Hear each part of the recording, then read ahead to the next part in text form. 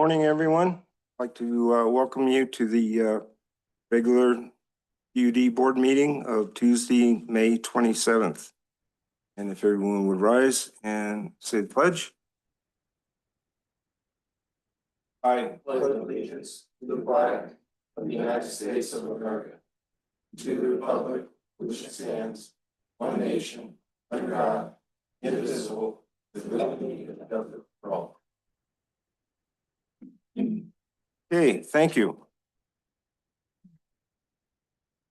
With that, we'll open up the public forum. We would like to welcome the members of the public who have taken the time to attend this meeting and provide comments on matters related to district business. Any member of the public may address the board relating to any matter within the board's jurisdiction. This section is for comments on items not listed on the agenda. Persons speaking during the public comment will be limited to 5 minutes, or depending on the number of persons wishing to speak, it may be reduced to allow all members of the public the opportunity to address the board. While no action or discussion may be undertaken by the board on topics presented in this section, board members are listening carefully to those comments and appreciate your input. Is there anyone from the audience that would like to address the board? Okay, seeing none, I will close the public forum. Melissa. Okay, consent calendar. Item number 1, minutes of the special board meeting of May 20th, 2025. Okay, does anyone wish to pull that? See none. Any comments from the public? Seeing none, I'll bring it back to the board for an action. I move we accept the minutes. I'll second. Okay, there's no further discussion. All those in favor? Aye. Aye. Aye. Anyone opposed? All right. Melissa. Okay, regular business. Item number 2, consider executing an agreement with Kiewit Infrastructure West, Inc. for a maximum not to exceed amount of $7 million with an additional 10% budget contingency for preliminary stage services related to the Sierra Pines Regional Water Treatment Facility. Okay, thank you very much. I think before we dive into this, this I'm sure you will be taking on for us, Mr. GM. And my teammates. And teammates, of course. I just wanted to ask a question or two and make a comment. First, did everyone have a good Memorial Day weekend? I did, thank you. Well, I didn't. I wish I'd known how involved this item was going to be. I spent my weekend trying 3 times, believe it or not, to read and understand 100 pages of contract. I'm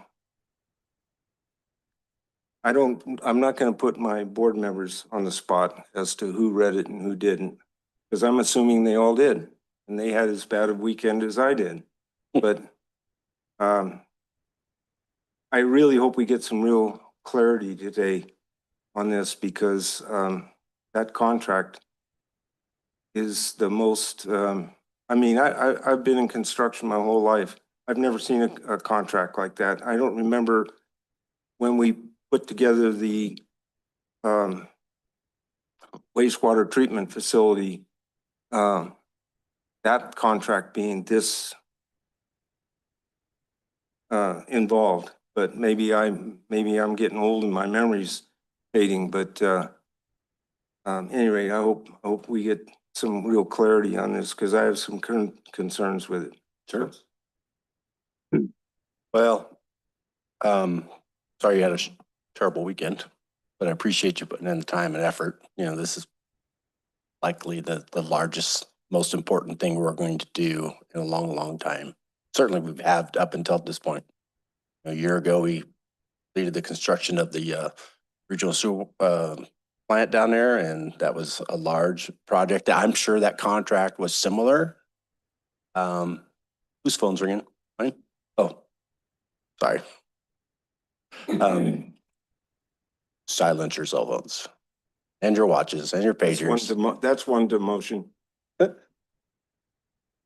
So I would imagine that contract for the wastewater treatment plant was similar in size. This one's different in a couple of reasons. Is one, this is a new model with a design build team versus a traditional design bid build, right? So it's a little different in that way.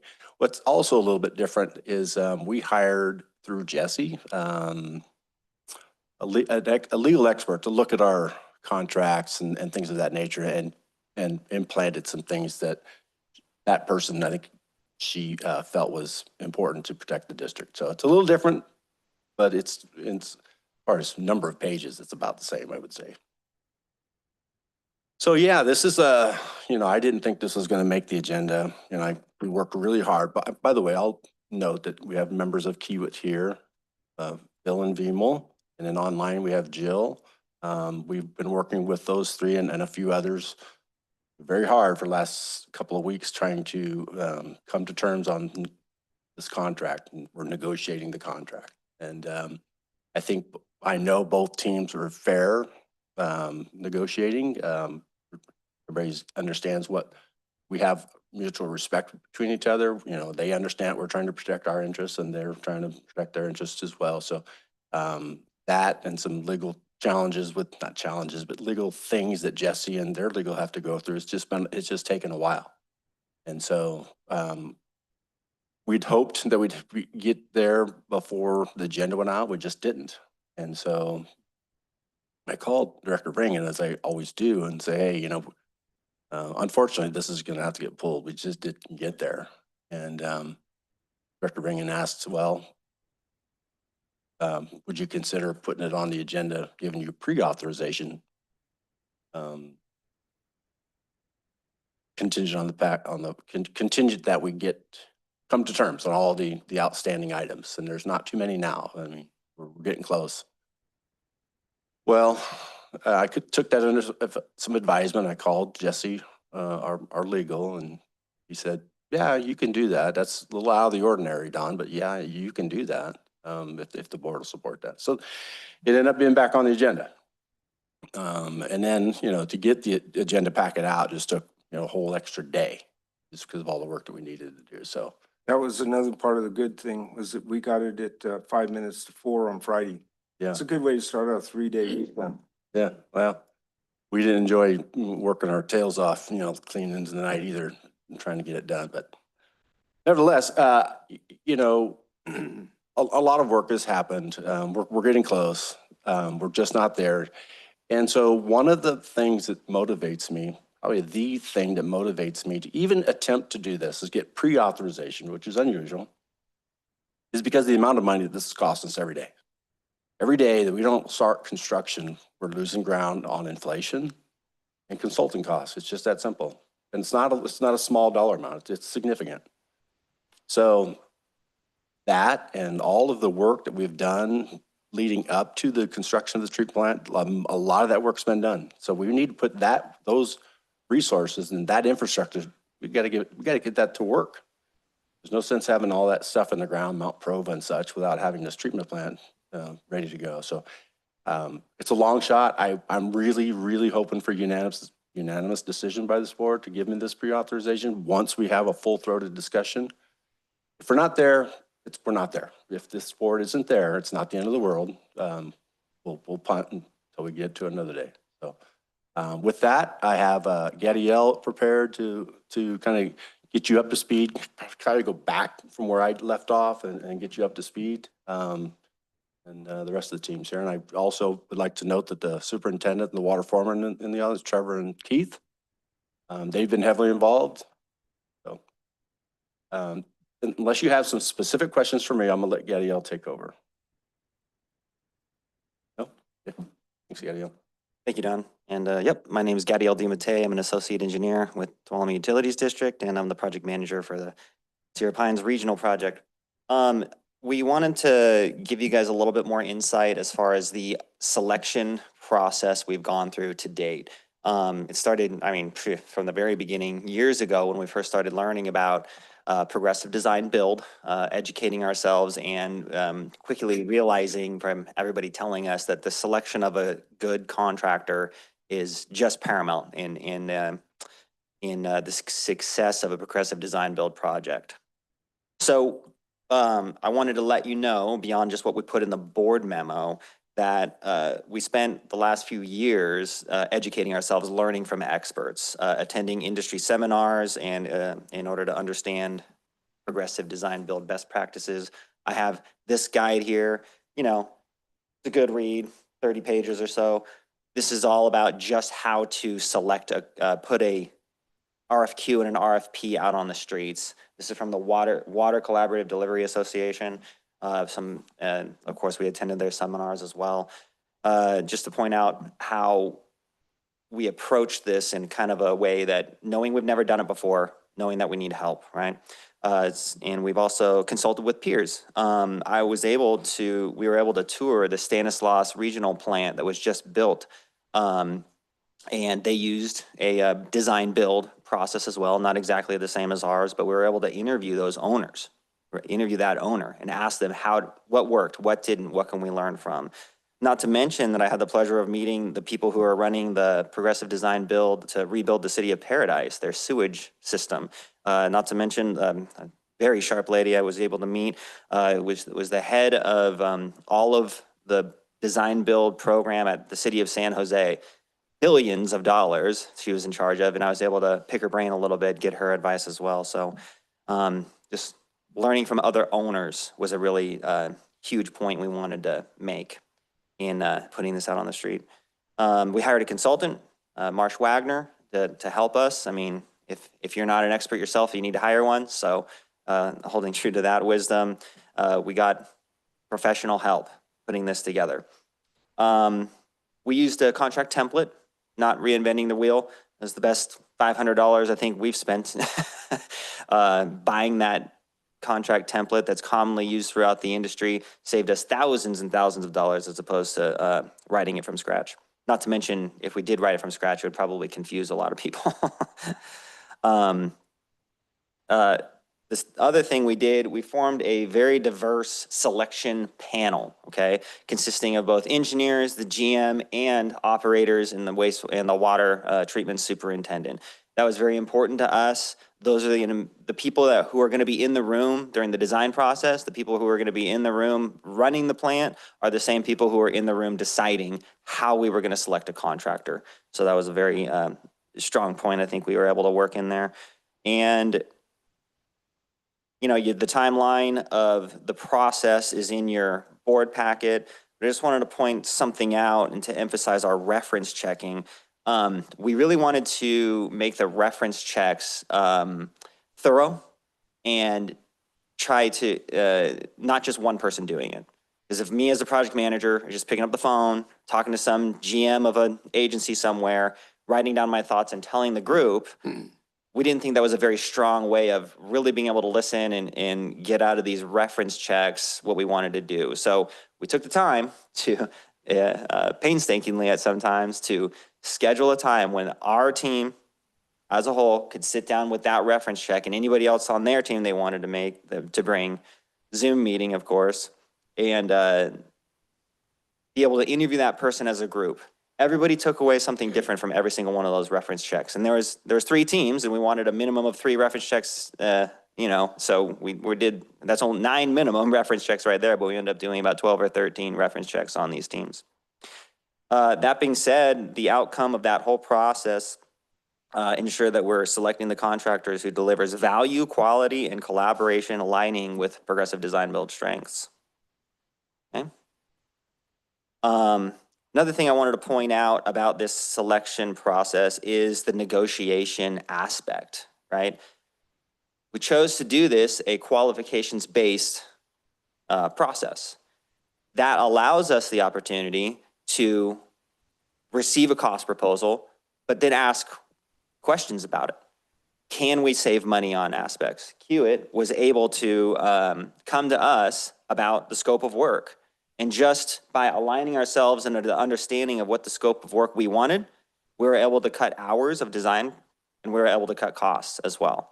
So that was a great collaborative thing that we've already started doing with QIT. Yeah, that being said, those are the few things I wanted to point out about the selection process.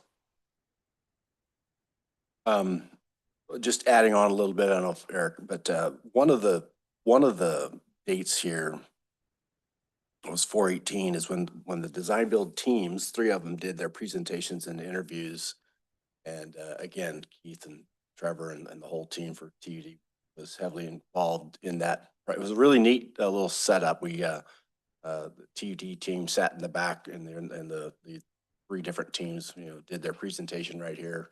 They did a nice all 3 teams did a nice presentation. Then we did a little quick Q&A. Then we sprung a surprise on them, a scenario, right? And I forget exactly the details of the scenario. That's not important. What was important about the scenario is, one, they didn't know anything about it, but it was intended to make them in real life person show how they can work collaboratively. They had the design team and their build team, how they could suddenly be thrown a challenge, and they had about 15 minutes or maybe even 10 minutes to kind of work this thing out and then present their solution. So all that to say that I have a lot of faith in the effort that TUD went through on the behalf of the board and the ratepayers to make sure we select the best team. So, but yeah, there's some outstanding items on the contract that we haven't come to terms with. Jesse, our legal, who needs to be present while we're negotiating, so we are not negotiating today. He needs to be here when we're negotiating, and we have a date scheduled for June 5th as an opportunity for us to wrap this thing up with Jesse present and their legal present and their representative present. So, I'm gonna open it up for questions unless I've left something out. Eric, Abby, anybody? No. So we're gonna open it up for questions. Any board members? No. Well, I've got a few.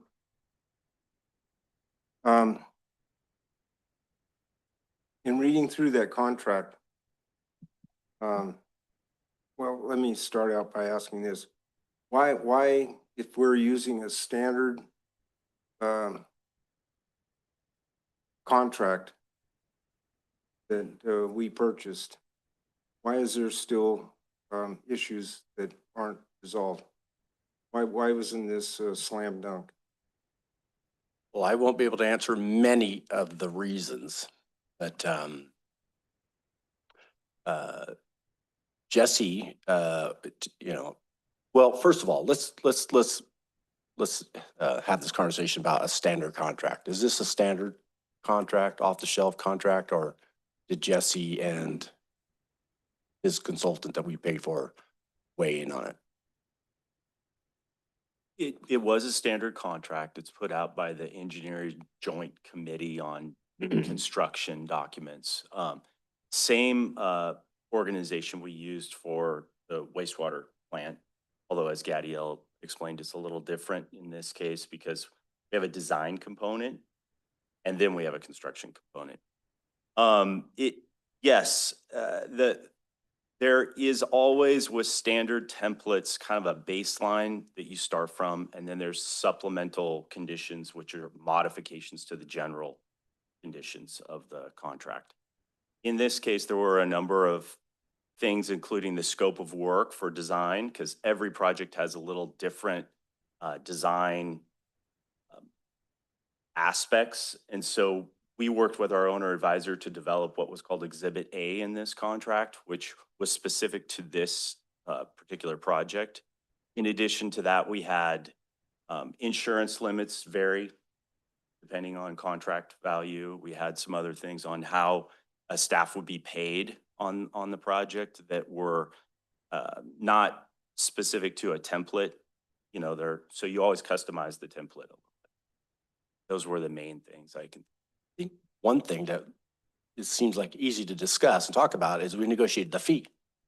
Right? There's a fee, right? That all the teams knew that once we selected whatever team that we were going to negotiate the contract and negotiate the fee. So that was one of the things we negotiated, right? Right. just the fee stuff. And that's done? That part's completed. Yep. And that's the 7 million. Okay, so, and I guess that's where not having involvement in this until now, that I've got issues or questions, is that, this is like you're going through for lack of better words, determining what the project's gonna be, the design of the project, correct? More or less, yes. So at 60% of the way through, that's when TUD will know what the cost is gonna be for the entire project, basically. Right? Yeah, that's the hope. There are different ways to approach that. We're hope and what we the most likely scenario here is that at 60% we'll have a very comprehensive and solid cost on the project. We've been calling it cost certainty, much more certain than having an engineer's estimate and then going out to bid at 100%. So that's one of the strengths of progressive design build. So if we got to that point and I'm just gonna throw out hypothetical figures. If we got to that point and the $45 million project is suddenly $60 million and our engineering department doesn't agree with that, and of course the board is not going to approve that, then where do we go from there? We've just lost 60% of the 7 million. And do we go back out and find a new design build contractor and start all over again and spend that money all over again? How is this going to work? I'm going to give you my answer because I'm more or less like you guys, sort of layman. The experts are out there. But what I understand is we're going to know. We're going to know. We're going to know early on. We're going to know where we're headed at 30%. Right? And if things aren't looking good at 30%, we'll start working, reducing scope. We're going to figure out a way to rein that thing back in, right? We're not going to wait to 60 and go, we're out of money. That's not the way it's going to work. We're going to progress our way, to a certain number. If it's looking like it's outside the ballpark at 30%, then we got work to do. Reduce scope, self-perform. If I may add on to that. So, well, let me answer your direct question with the worst case scenario. 60% cost exploded, way worse than we thought it was going to be. We decided this isn't working out. No, we don't have to redo all of that. The contract's very clear that whatever work has been done is ours. We get to take it. We get to use it the way we want to at our own risk. Of course, no risk to the designers, right? We could hire somebody else or hire Hewitt if they're agreeable to finish the design, and we could go to just a regular bid, low bidder situation in that case. I call that the worst case scenario, but to reiterate what Don was saying, the whole point of progressing is that we're not surprised. Okay, if it does go from 45 million to 60 million, it's because we all decided that that's what we wanted and we got extra funding, or we're going to get extra funding, and when, of course that requires your approval as well. So again, at 30%, before 30% is when a lot of these decisions are going to be made. We're going to be making together, collaboratively, watching that price either go up or down, and we are, and the control we have over that is reducing scope, value engineering, things like that to try to control it. So how long have we, meaning TUD and Hewitt, been negotiating, discussing this contract? When did you start?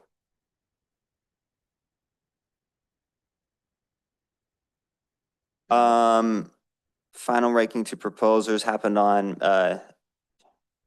April 22nd is when we solidified that Kiewit was the top ranked proposal and I mean, negotiations basically started after that. Of this year, I guess. Yeah, just April. Okay, well, that's good. I mean, I thought it was a lot longer than that. so It feels that's like good. it. Yeah, it does. It sure feels like it's been a year. Well, I guess what I was concerned about is that we hired Hewitt to do the wastewater treatment facility. And I think that the project turned out, from everything that I can see, turned out really good.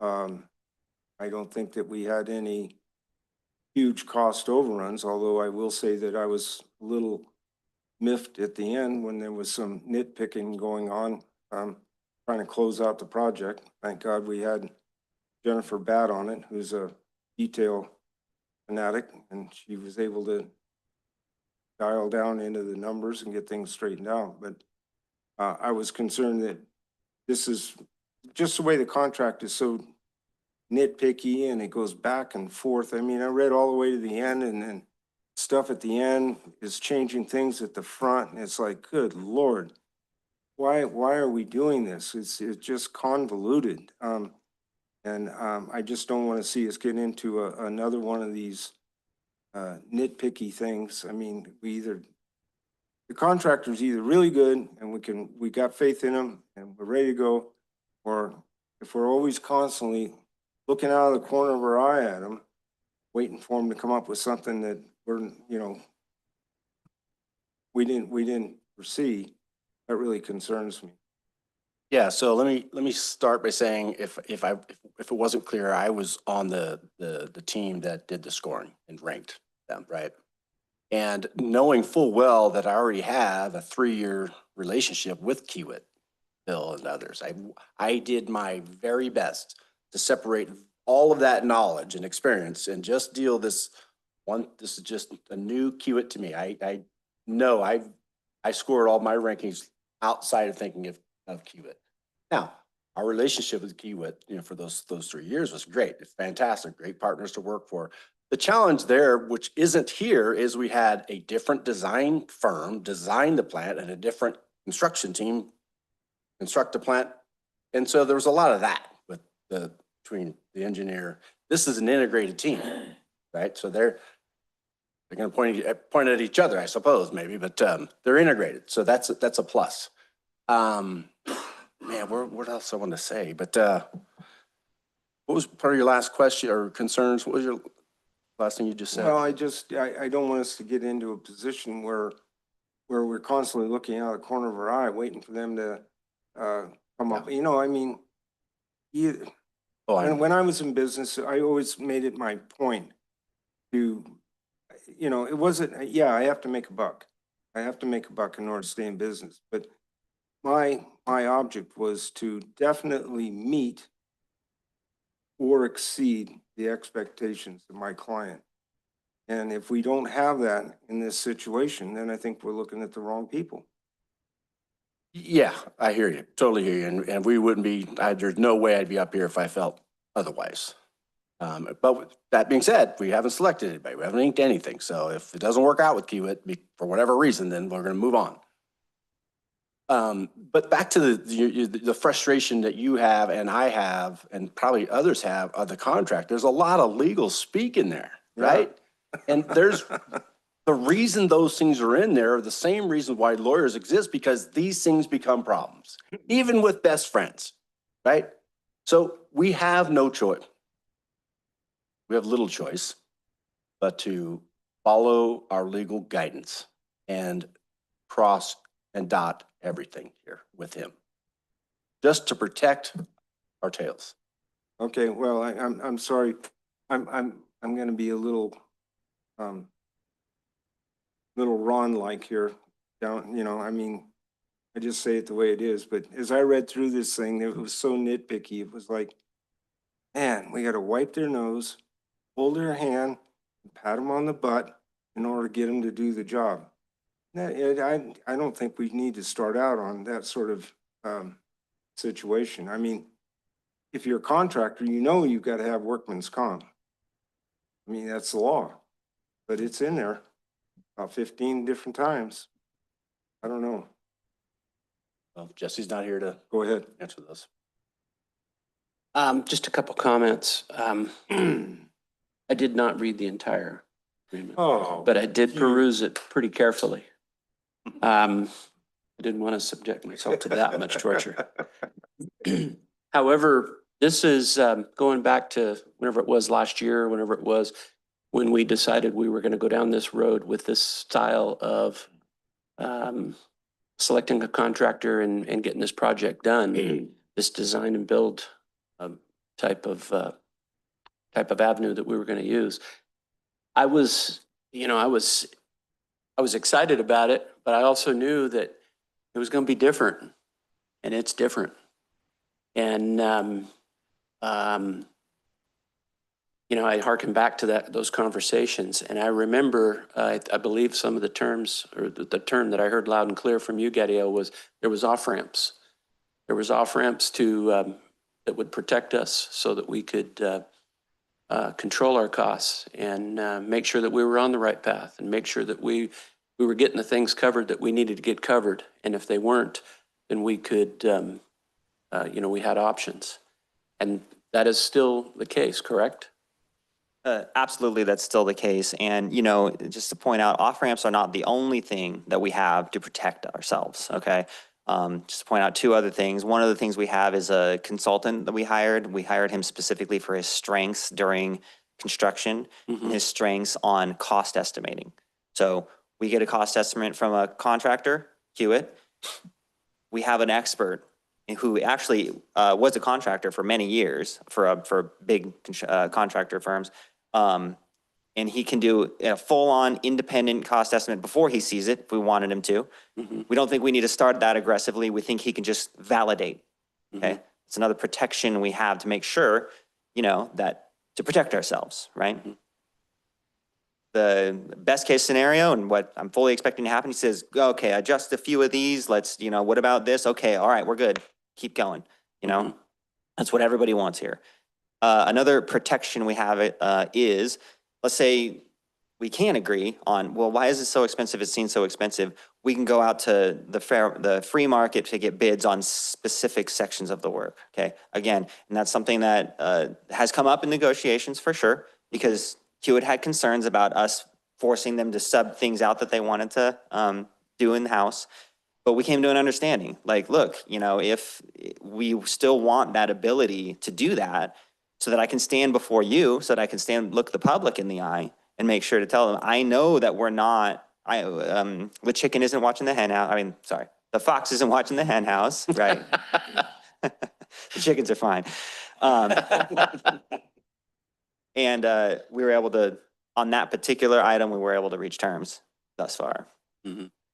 Well, what I need to hear as a board member from Dawn and you and the rest of the staff is that we are exactly where we're supposed to be at this point in this project.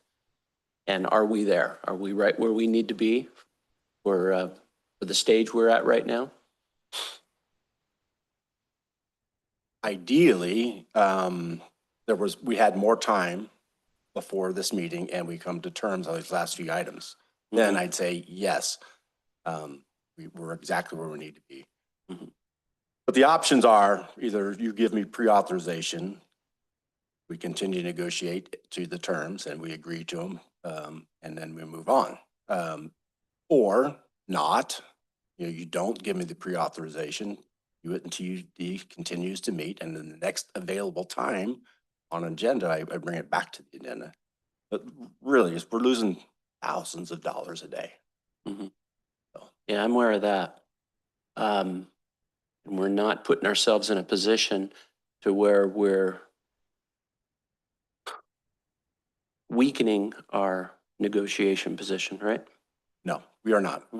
Jesse and I will not let you down, period. Is Jesse on right now? He is not. He's out. Okay. I squared this with him before he left town. He put this on the agenda. Yeah. All right, I may have questions later, So the yellow highlighted items in our agenda packet, I did read all of those. Good man. Um, I tried to figure out why those were sticking points, why those weren't already agreed to. And not having been involved in the negotiations, of course, I've got nothing to go by, but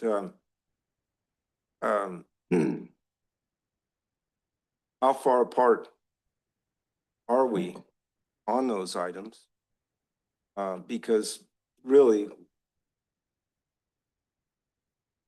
as a board member, and I don't want to speak for my fellow board members, but I think they're the same as me, is that we want this project to move forward. We're just as excited about it as staff and the rest of TUD. But we don't want to make any mistakes. And, well, we can't make any mistakes. Let me put it that way. We cannot and will not make any mistakes. So, what you're asking us for today is an okay for something that's going to happen in a week or two and might not. And that's the might not is what concerns me. So, I know myself, I came into this meeting after doing my very best I could all weekend reading this darn thing and trying to figure it out, is that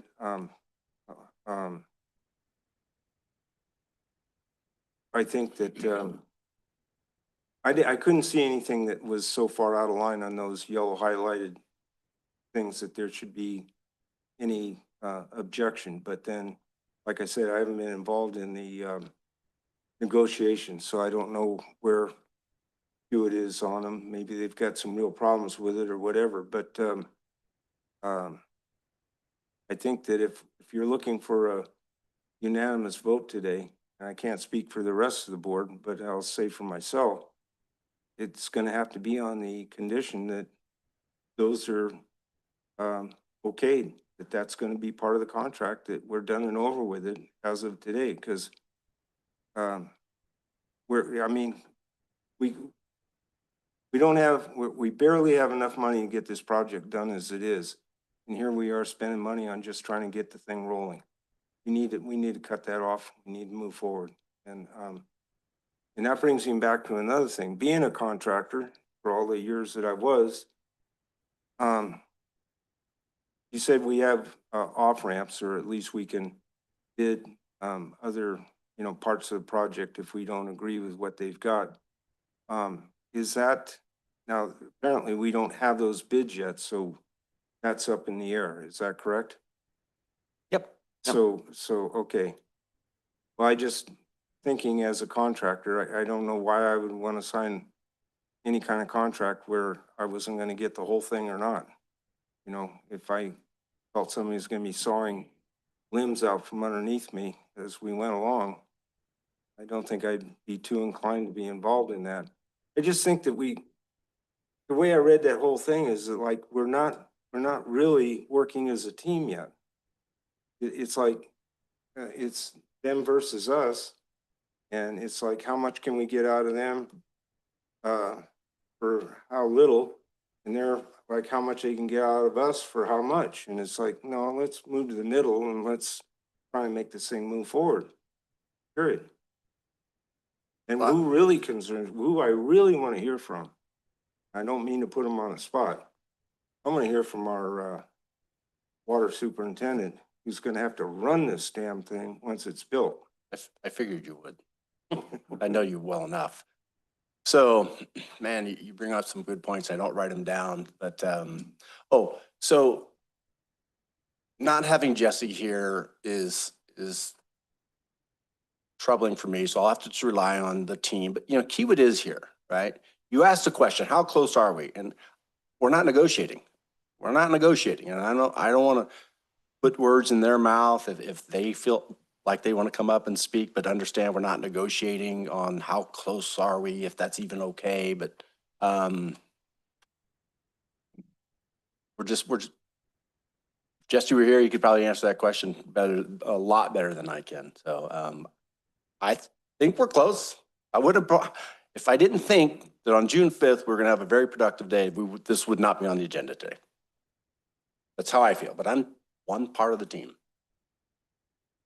And, you know, we had a very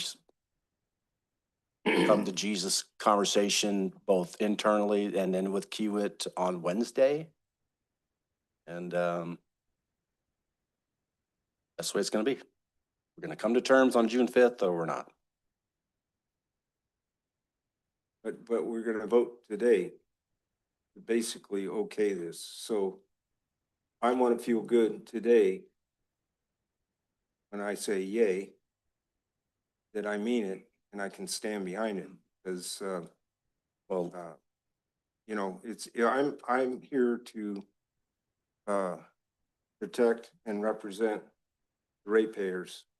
And I need to make sure that I do my job right. That's why they put me here. And I want to feel very comfortable about doing this. I mean, I would normally feel very comfortable about it if I didn't think that there was still some issues that could come up as a problem. If I was negotiating this, probably shouldn't say this, but I just can't help myself. I will anyways. If this is going to be a vote today, in my opinion, then my vote's going to be that it's the way it's written. Eliminate the yellow highlighting. It is what it is. And if it comes back to this board, it's with a different contractor name at the top of it. That's my thoughts. President, if I may, I hear a lot of reluctance on your part, and that there's a bit of a ambiguity here. It's like, hey, we've been telling you this is a team effort. This is collaborative delivery. This is based on us working very closely with the contractor, trusting them trusting us, part of the team. When we were talking about team, when Dawn refers to it, we're not including Kiewit right now. They're not in the team until we have a signed contract with them. And when you read through all of these contract conditions, it makes it seem like no one trusts each other. And that's by design. But I will say that the agreement here and all of these, we really hope not to have to rely on the agreement. We hope that the relationship is founded on trust, and we have that experience with Kiewit before. And in this particular case, it's unfortunate that these contracts exist, but they were written because something went wrong at some other point, you know, in the past. But I just want to reiterate that this, all of these details that we're working out right now, I do think that with understanding, we can get these resolved. We wouldn't be, as Dawn said, we wouldn't be here for you if we didn't think that was. But we don't distrust Kiewit, contrary to what you read in all the 150 pages. I think those are very similar issues we would have with any contractor or design builder that we work with. Any other board member? Yes, go ahead. Just tagging on to what Eric just said there, and also earlier when Dawn said that if contracts are to eliminate problems, hopefully, and even when it's between best friends. And I get that, and I certainly do. I mean, if there's something in there that, or if something that is not in there that should be, you can damn well be assured that it would arise. Murphy's Law will apply. So that doesn't bother me. I don't have those concerns. But like I said earlier, I need to hear from Dawn and staff and Jesse, if it was here, that that you folks are comfortable with it, that Jesse's comfortable with the legality of it, which I know he is. Otherwise, he would be here to tell us differently. And that this is where we should be in the process, which I asked earlier. So I'm just I'm just a little squishy a little bit about, like Ron said, voting on this when it's not 100% done. I can support that though. I can give you my vote on that the more I hear here. But I understand the time constraints. I understand the cost per day. But just need to hear a little bit more yet, a little more of this conversation. I have a question for the TUD team. But I also don't want to lose sight of the fact that you want to hear from Trevor and Keith maybe. Now or you wait? I think it would be helpful. Yeah, I have a question afterwards, so. And board members, if you wish to speak, please put your hand in the air.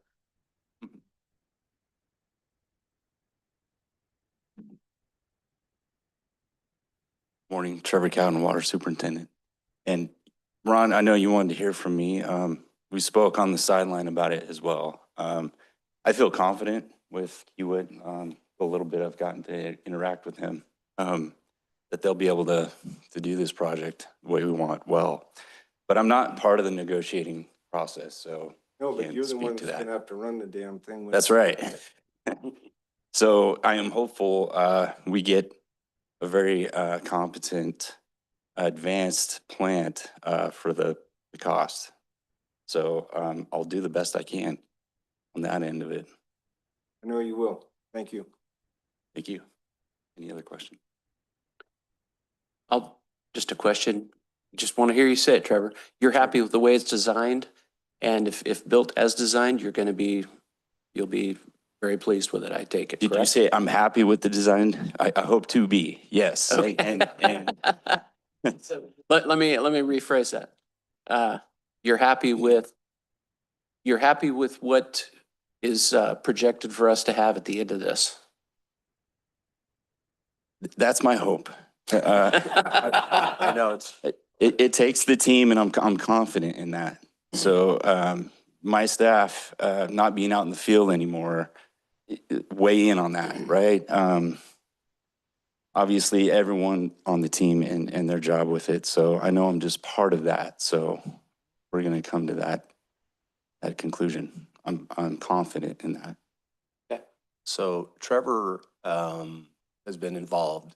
He knows exactly what he wants to be constructed to the color of the paint. He's going to get what he wants. That's that. I mean, and this is, it's really important that Trevor and his team partner get the treatment plant designed and constructed the way he wants it, right? That isn't a mystery to Trevor and I. It's a bit of a mystery to everybody else, but not to Trevor and I and Keith. We're gonna get what we want constructed. If I have to do it ourselves. Trust me, we'll get it done. I believe you. So, but my question for Gadiel, and I take it you guys want to speak. Let me ask if you want to. I'm not going to put you on the spot. I'm not asking you to, but if you want to, fine. But I have a question. This is for Gadiel. We have a number in here of 7 million plus a 10% budget contingency. What are we buying? What is TUD and its ratepayers getting for the $7 million plus the 10% contingency? I think that will help. A 100% design, the design of the water treatment plant. Every nut and bolt, all the plans, specifications. So our team hasn't drawn up anything on this whatsoever? Oh, we've drawn up a lot. You'll recall the Corolla report, the preliminary design report for the Sierra Pines project. Yeah. Okay. They did a cost estimate and they call it a 30% drawings, 30% design of the plant. That was in 2019 before COVID. So their cost estimate is a lot lower than what we're going to see today for that exact same plant. But that's part of the reason why we chose progressive design build. We can revisit that. We can change it. We can reduce the scope, increase the scope, change the equipment to bring it back into budget or an acceptable budget. Okay, all that sounds fine and good, but this is where I had a problem going through this contract. Where do you find 25,000 hours of design? How can that possibly be when it's already been designed by our engineering team? 25,000 hours. Want to try it? I'll try. We have been on this road for so long that, and we've talked about this project so much that I think it has been assumed that the project had been designed. What we did was we got, as Gadiel described, 30% design with a Carollo, an engineering consultant, and that established the baseline that was what went into our grant funding application. The state required that. It was also the baseline by which all of our environmental review was conducted. This board adopted both those documents, executed the funding agreement, but we want to revisit those design assumptions. And so this 25,000 hours, portion of it is to revisit really what Trevor and Keith want. What does it cost? We did that all without the luxury of knowing really what it costs. And I'll tell you, things change, at least in my household. What we want and what we need become real clear when the dollars start showing up. And that's the missing ingredient in the process that we've done thus far. So once we sit down with whoever we select, board selects for the design build, we will go through the preliminary design as quickly as possible, because as Dawn has said, Trevor has a pretty clear idea of what he wants, but now cost will enter. And we will go through an iterative process to get to 30%. There'll be a cost check, budget check. We'll re-level up to meet our budget. Then we'll go to the next phase, which will be 60%. At 60%, we'll have an opportunity to potentially, the board, to execute a contract amendment to authorize construction. If we're not satisfied, we can go to 90%. And we can off-ramp at any stage during that process and release it to, the market and do a hard bid. It's really not something we want to do and not something we go into this expecting to do, but it is an opportunity. So the design, the 25,000 hours is, there's a very detailed spreadsheet of all the tasks that are in Exhibit A of this contract and how many hours at least the Kiewit design team feels they need to do that, all the way to 100%. Okay. Any other questions? Okay, go ahead. So I had not read this ahead of time, I admit. And I understand that the yellow things in there are all the things that are not decided yet, right? And from what I understand, we took a canned contract and then built it from there. And I am somewhat familiar with the canned contracts. It's a good idea to start there, with those, and it's a good thing you guys did that. But we found in the past, in the companies I was in, it doesn't protect both parties. It protects three parties. It protects the owner, the builder, and since it was sold as a canned contract, it protects the people that wrote that canned contract more than anyone else. They have a belt, suspenders, safety net, and a fire extinguisher.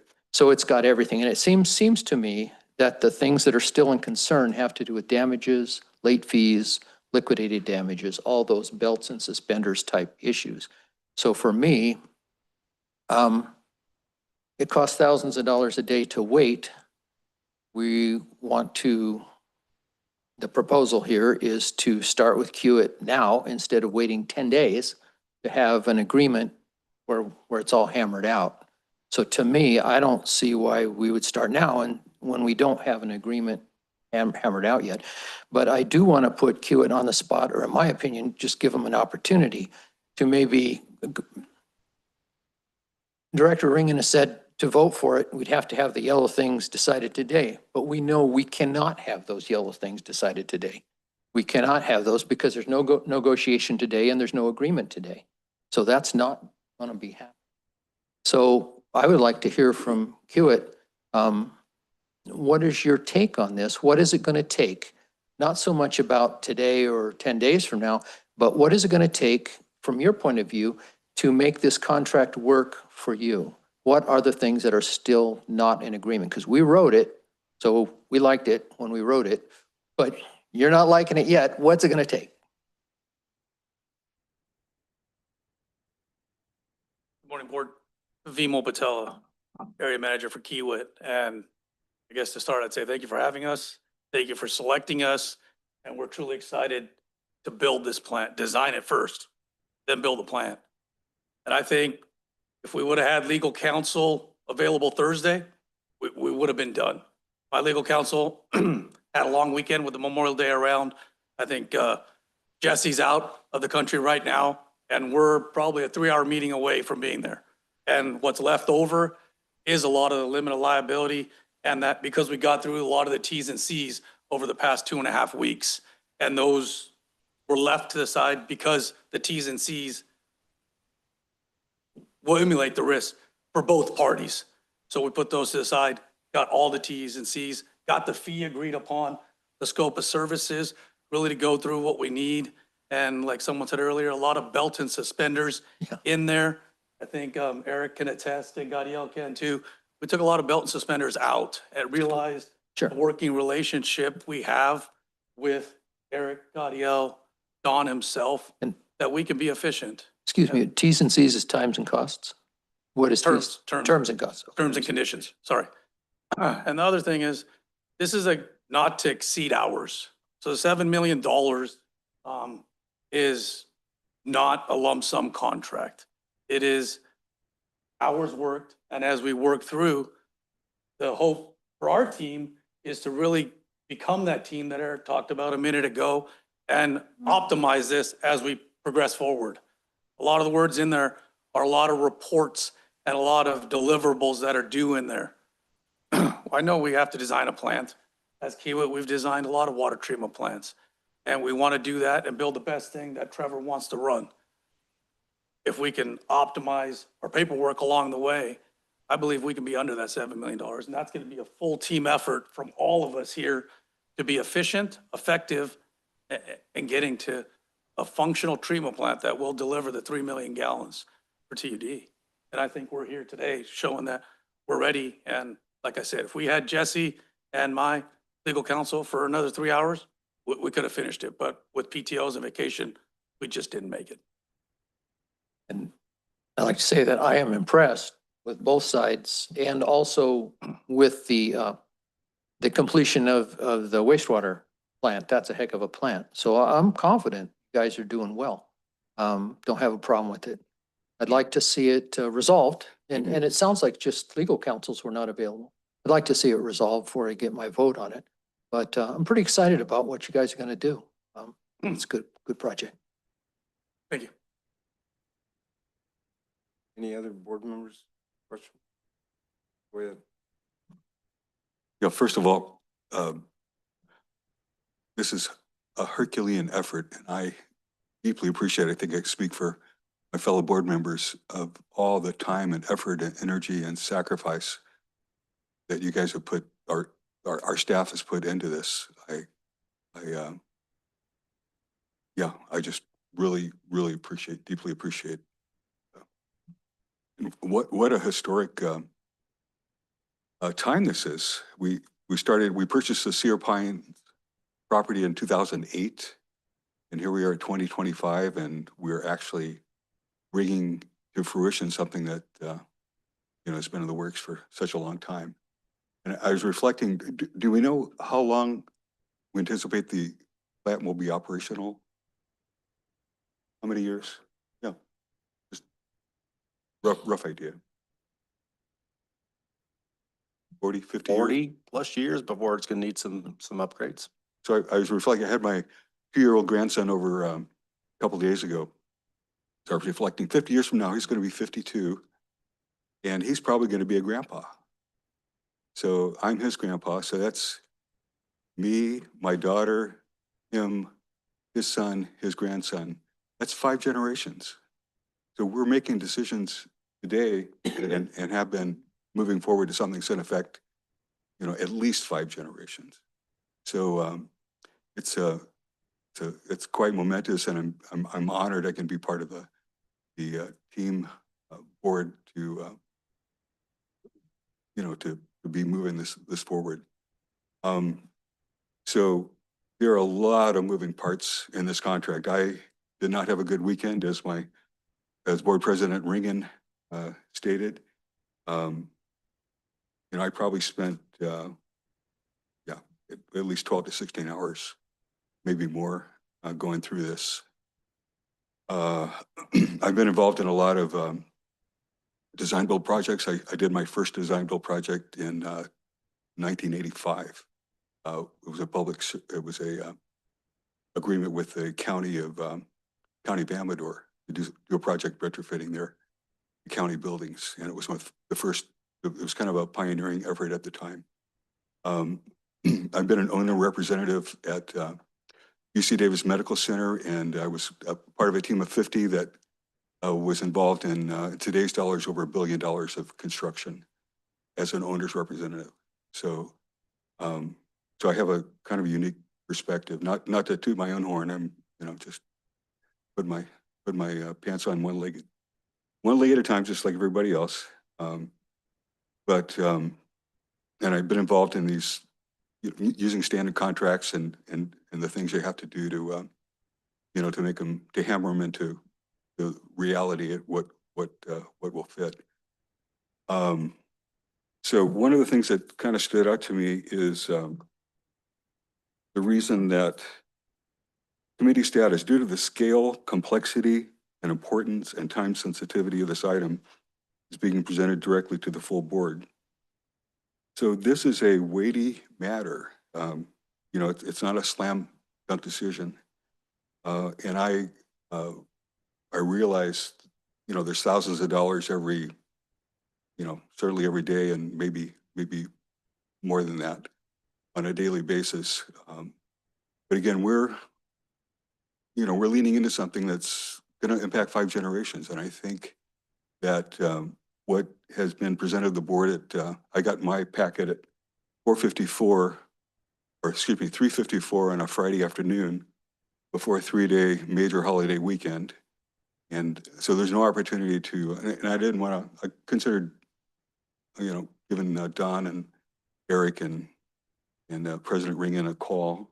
It's just to get some background, because typically the board would have time to, consult with staff for the GM and get some background here. I'm reminded of something that has served me well over the years. Speed only matters if you're going the right direction. So I believe that there's a lot here. I think we're really close to coming to terms, and I'm fully expect we can come to terms. But I think we're being a little premature. I think this was presented to the board a little prematurely. Legal counsel is in here. I'm surprised we're not hearing anything from Marsh Wagner. Are they in the audience or part of what we're doing today? I'd love to have them weigh in. Is Fred on? No. Oh, he's not here. Yeah. So anyway, I've just here's the agreement, Exhibit A, Exhibit B, Exhibit C, general conditions and supplemental conditions. I spent a lot of time going through it. I don't want to take a lot of the board's time to do this, but I do believe that the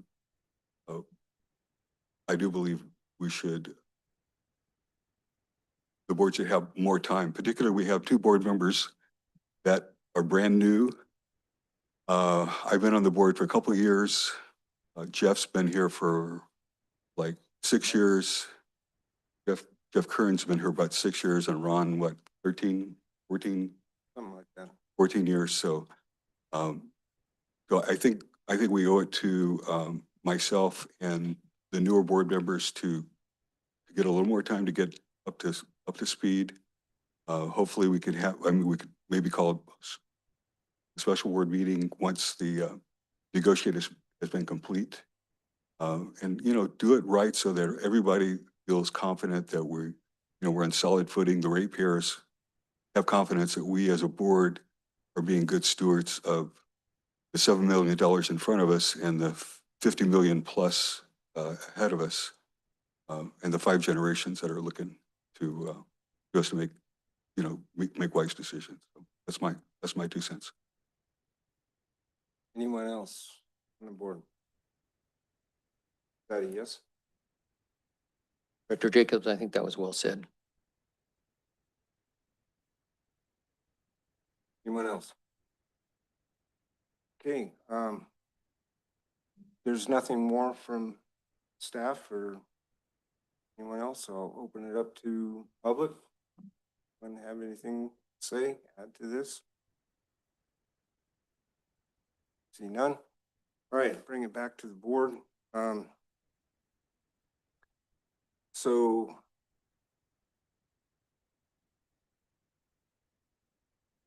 I think that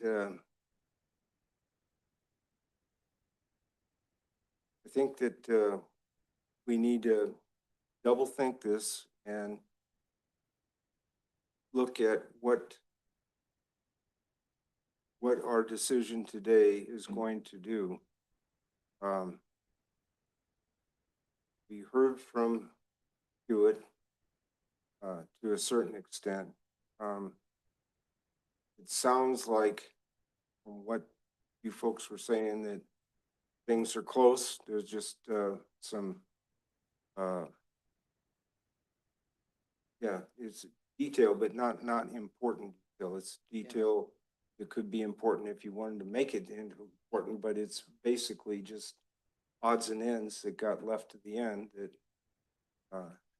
didn't get worked out. So I'll bring it back for a motion and so on, but I just want to say this, that I think time is of the essence. We're spending good money after bad. We allow this to go any further. If we feel good about Hewitt and we're confident in not only their abilities, but especially in our staff and negotiating teams' abilities, then my personal opinion is that we should give them the go ahead and let them make this thing get finalized out, and let's move on and get this thing done. Time is of the essence, and I think going back to what you said about speed, I agree, and I think that I view this as looking out the windshield and stand on the gas rather than stand on the gas and look in the rearview mirror. So I'd like to see our board come together and have confidence in our team, and let's move forward. That's just my opinion. So I'll open it up to a motion.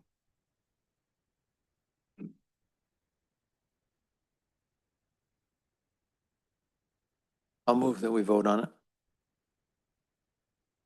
Vote on it and that we'll approve it. Prove it. The $7 million sounds good to me. I don't have a problem with that.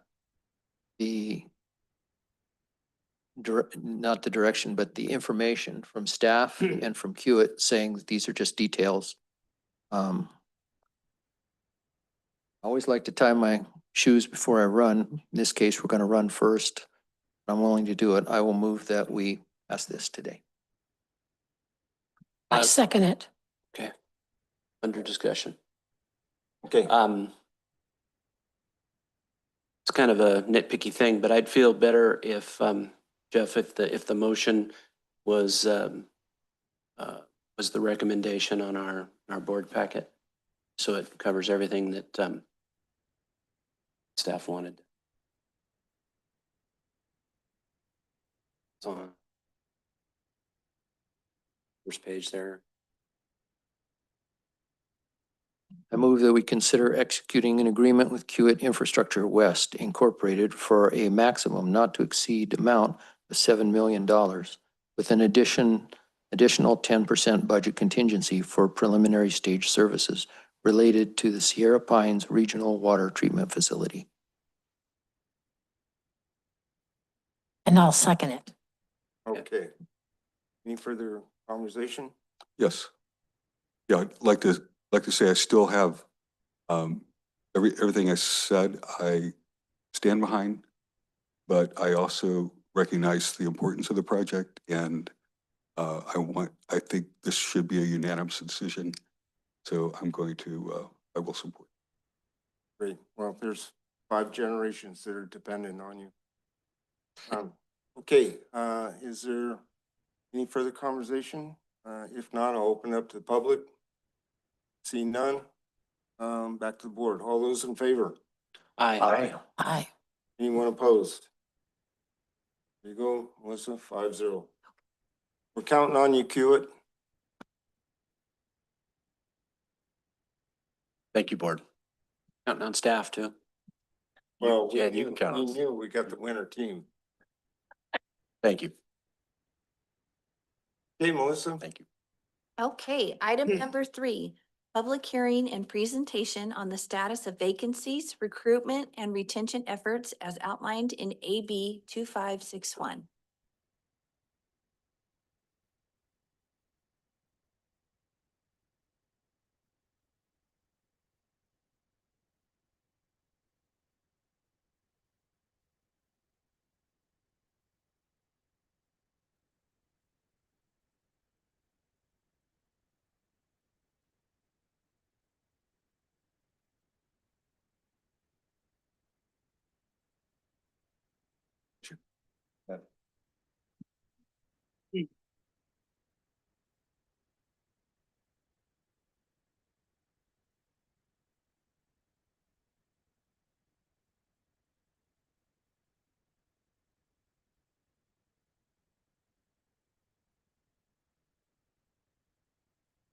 And your echo when we talk now. No. Okay, good morning, board. I'll try not to take offense to everyone leaving for my presentation. It's going to be riveting. Good morning, President Ringen and members of the board, Abby Parkon, Administrative Services Director. Today, you are going to hear the inaugural presentation of AB 2561, which is a report that we are now required to do on an annual basis to provide your board and the public a status of our vacancies, recruitment, and retention efforts for the calendar year previous. So for today, it will be for 2024. Again, normally we report out most of our efforts on a fiscal year basis, but this will be a calendar year basis because it is required to be presented to the board before an adoption of any budget. So this allows us to do the full calendar year without going too far back. So in recent history. So last year, the California legislature enacted Assembly Bill 2561, which will add to the government code, code section 3502.3 to the MMBA, the Myers-Milius-Brown Act. And in doing so, the legislature stated that vacancies within governments are, in quotes, widespread and significant problem for the public sector, affecting occupations across wage levels and education requirements. So, and to address what the legislature believes to be a statewide issue, the section 3502.3 was added to the government code and requires public agencies to publicly present information on job vacancies. So several of you have been to different conferences, and a couple of you have also brought up in some of our meetings, asked questions about recruitment efforts and vacancies. So I think this will be a good opportunity to share what's happening here locally at our district, both district-wide and for our bargaining unit as required to the code. So AB 2561 requires us to present requires a few things.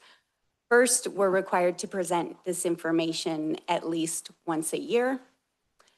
Second, that we present the information if a budget is going to be adopted, that this information is provided to you and the public prior to budget adoption.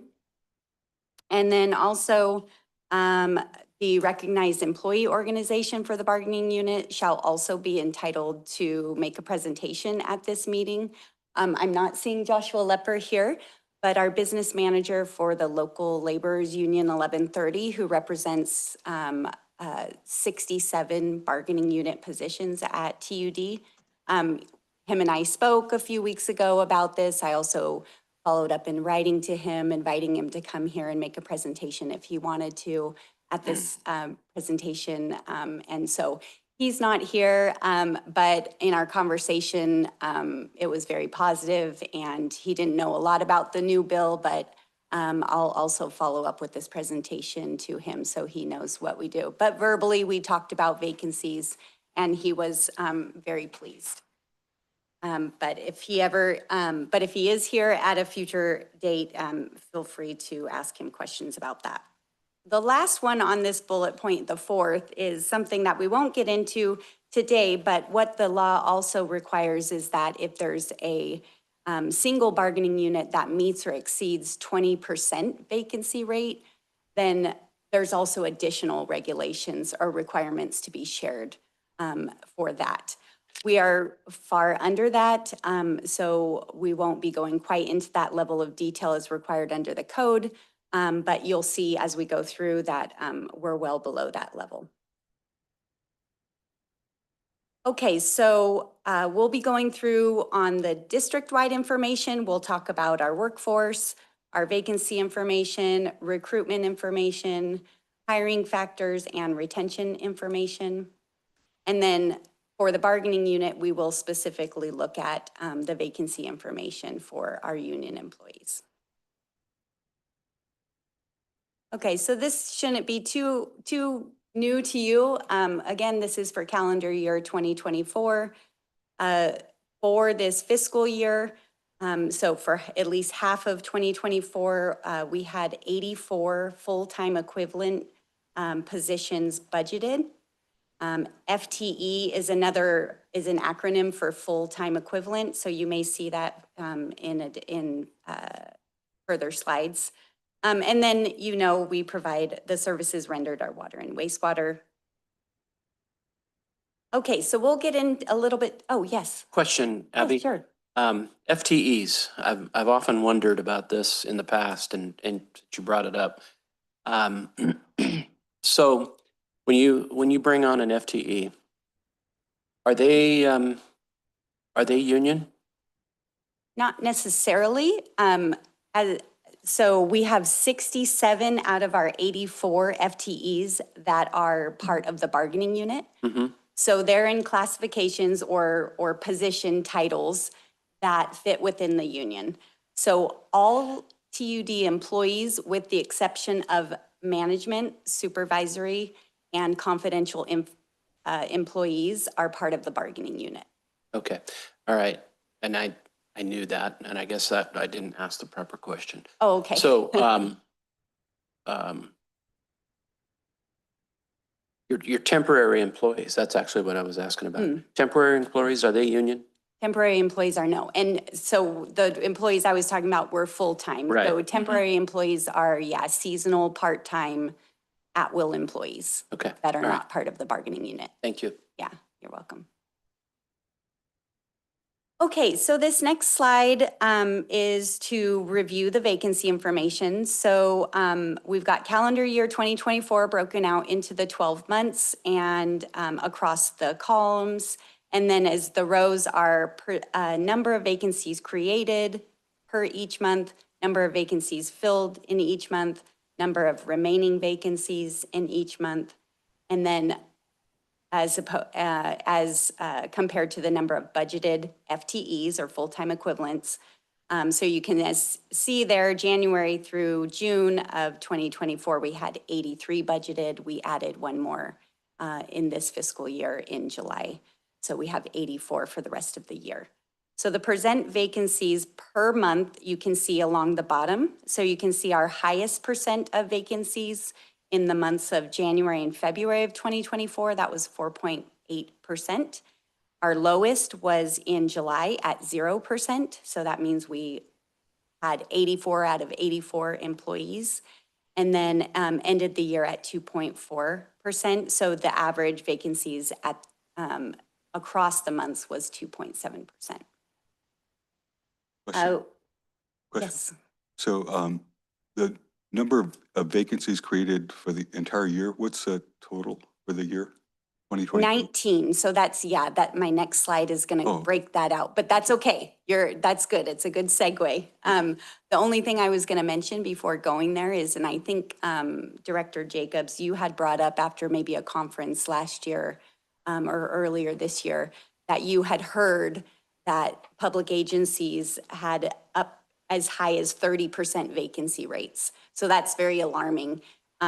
And so that was a UC Berkeley Labor Center study that did that. But so that's kind of, I think, was the impetus of the legislature saying that it was a statewide problem.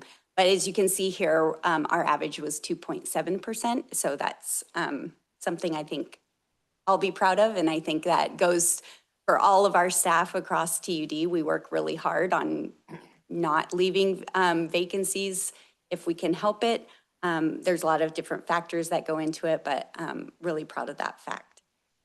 So hopefully you can see this since the screen, hopefully you guys can see it too. But so we had a total number of vacancies that were filled. So we're going to go into the recruitment. So we've got recruitment, and then we're going to talk about retention as well. So starting with recruitment, we filled 19 vacancies in the year of, in calendar year 2024. Let me get there we go.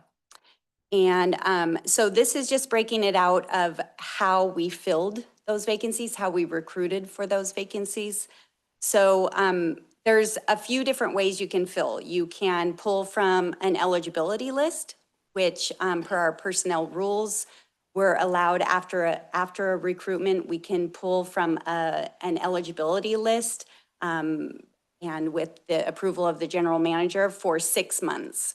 So if we had a recruitment and we had an eligibility list with the top 3 candidates that we didn't hire, but they were on the eligibility list and we really liked them when they were qualified and we thought they could really do a good job.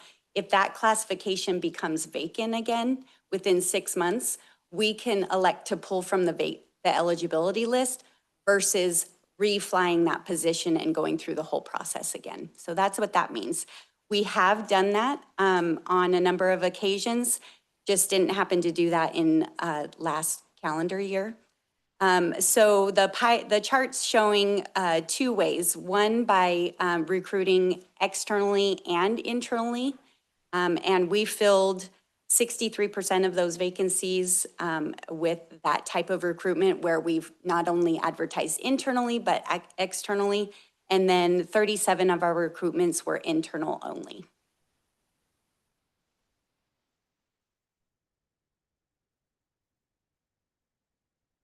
Okay, and all of these slides, all of the information in these slides specifically satisfy the requirements. So that one of the requirements is also to provide what potential obstacles to hiring could be at the district. Again, they're potential, so we haven't analyzed these statistically, but based on our experience and based on what we're hearing and based on where we're getting our applicants, and that's why we come up with with these types of potential obstacles. One is the application process. Currently here at the district, we have flown the positions, and then when we receive applications, it's a little bit more of a manual process. Someone will download the application off our website, they'll fill it out, they'll sign it, upload it to and email it to our HR email address, and then we categorize it that way and we log our applications that way.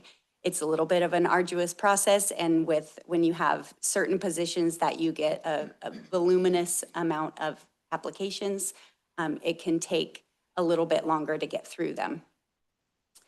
The second one is lower number of applications. So there's a lot of studies from Indeed and large hiring companies, nationwide hiring companies that are reporting out that most agencies and companies have seen lower number of applications for a higher amount of jobs that they've had to post. So turnover rates have been higher nationwide, public agency-wide. So, and then for some of the positions where we might have seen 120 applications, we may see closer to 70 or 80 applications. And then the third one that may be a potential obstacle is just the market. What we've found in the last couple of years, certainly since COVID, and the coined phrase, the Great Resignation, specifically that was at its peak in 2022, is that people, if they did leave the district, they weren't necessarily going to another water district. They might have changed careers. They'd made different life changes, they might have started a business. They might have decided to stay home with their children.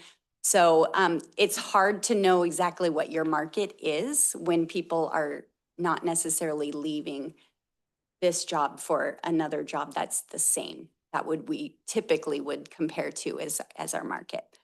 So some of the things that we could consider in addressing those potential obstacles would be implementing an applicant tracking software in FY26. And this is something we are going to do. So we will be using a company called NeoGov, which many public agencies are using now. And it's a system that will be accessed through the TUD website, but it will be a third-party system where folks can go in and create an account. And that way, if they apply once with us, it will save their information, it can save their qualifications, and then they can apply for multiple positions or ones in the future so it'll make it a little bit easier application process for the applicants. And in turn, it will also make it a little bit less manual of a process for our staff, going through their qualifications, making sure they meet minimum qualifications. And so that process, and then the analysis piece will be we'll have a lot more statistical information at our fingertips with that. We do this continuously, but it just it impresses on the importance of constantly reviewing our job classification specifications. So our job descriptions, making sure the minimum requirements are really what is necessary, and then versus our desired qualifications. So making it as super clear to not only our internal staff with classification series and advancement opportunities, but making it very clear on what we're looking for to applicants. And then finally, it's always a good idea to study the market and the comparable agencies, but just see kind of what's happening in the market and use that information as well. Okay. Next is retention information. So retention means this is the folks that you've already recruited, you've already hired on. Now this is your internal staff and how you're retaining them. Okay, so as I mentioned before, there were 19 vacancies in the calendar year 2024. One of those was created because we budgeted a new position. From internal opportunities, we had 4 that were created because of an internal promotion or an internal transfer opportunity. 3 were created by retirement. 3 were created by involuntary separation, and 5 were created by voluntary separation. So if you break those down into staffing growth, attrition, turnover, and internal opportunity, you had 5% of our vacancies created for growing our staff. We had 32% from attrition, so retirement and involuntary separation. We had 26% due to turnover, just folks deciding that they wanted to go somewhere else. And then we had 37% just based on internal opportunities with an annual staffing turnover rate of 6%. So that's the number of folks that left voluntarily that were non-retirement based on your budgeted FTE of 84. Okay, so that was all district-wide information. I also mentioned to you at the very end that we also need to look at specific vacancy information for the bargaining unit. So that's what this slide does. So for local number 1130, that's our union. We had, at the end of the year, 12/31/2024, we had 2 vacancies out of our 67 full-time equivalent budgeted positions, which was 3% vacancy. And then I also need to report out to you, again, just reminding you, we did not exceed the 20% vacancy rate. So this concludes my presentation for today. Are there any questions? Questions? Yeah, go ahead. Thank you for that presentation, Abby. How do we compare with other agencies in the same arena as we are, would you say? Yeah, I didn't get that information. It was interesting because I thought for sure about a month ago when I looked up, what other people were doing as far as this presentation, I thought I would see them all presenting. I found no one in the area that has done this presentation yet. So their time is running out if they're adopting a budget. I did see Calaveras County's presentation, and they were about 13%. I don't know what Tuolumne County's is. Obviously, they're much larger than us, and they've got some different factors that go into their vacancies, and they've frozen positions, and so there's a lot of different factors. So I don't know that, but I still do plan to get that information from our, at least our comparable agencies, and I can report that out at a later date. Well, it sounds like 6% is pretty good. And I think you and staff should be commended for that. Thank you. You're welcome. Group effort. Any other question? I have one. I'd be interested, even though really it's not board's jurisdiction, but I'd be interested in knowing how the what the criteria is for questions for the new employees, proposed new employees. In the past, and I'm not painting the current staff with this brush, but in the past there was a lot of good old boy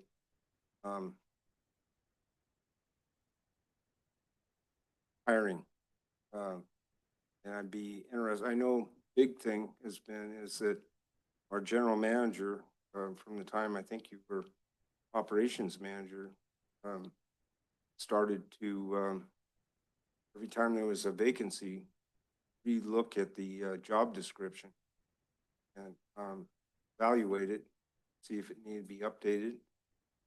Normally it did, but then change the criteria of what was asked of the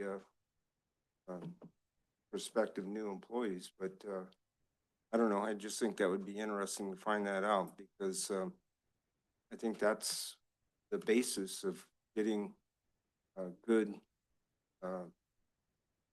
new employees is how they're evaluated and put on staff. Do you want to comment? I can. I'd like to, at least a little bit.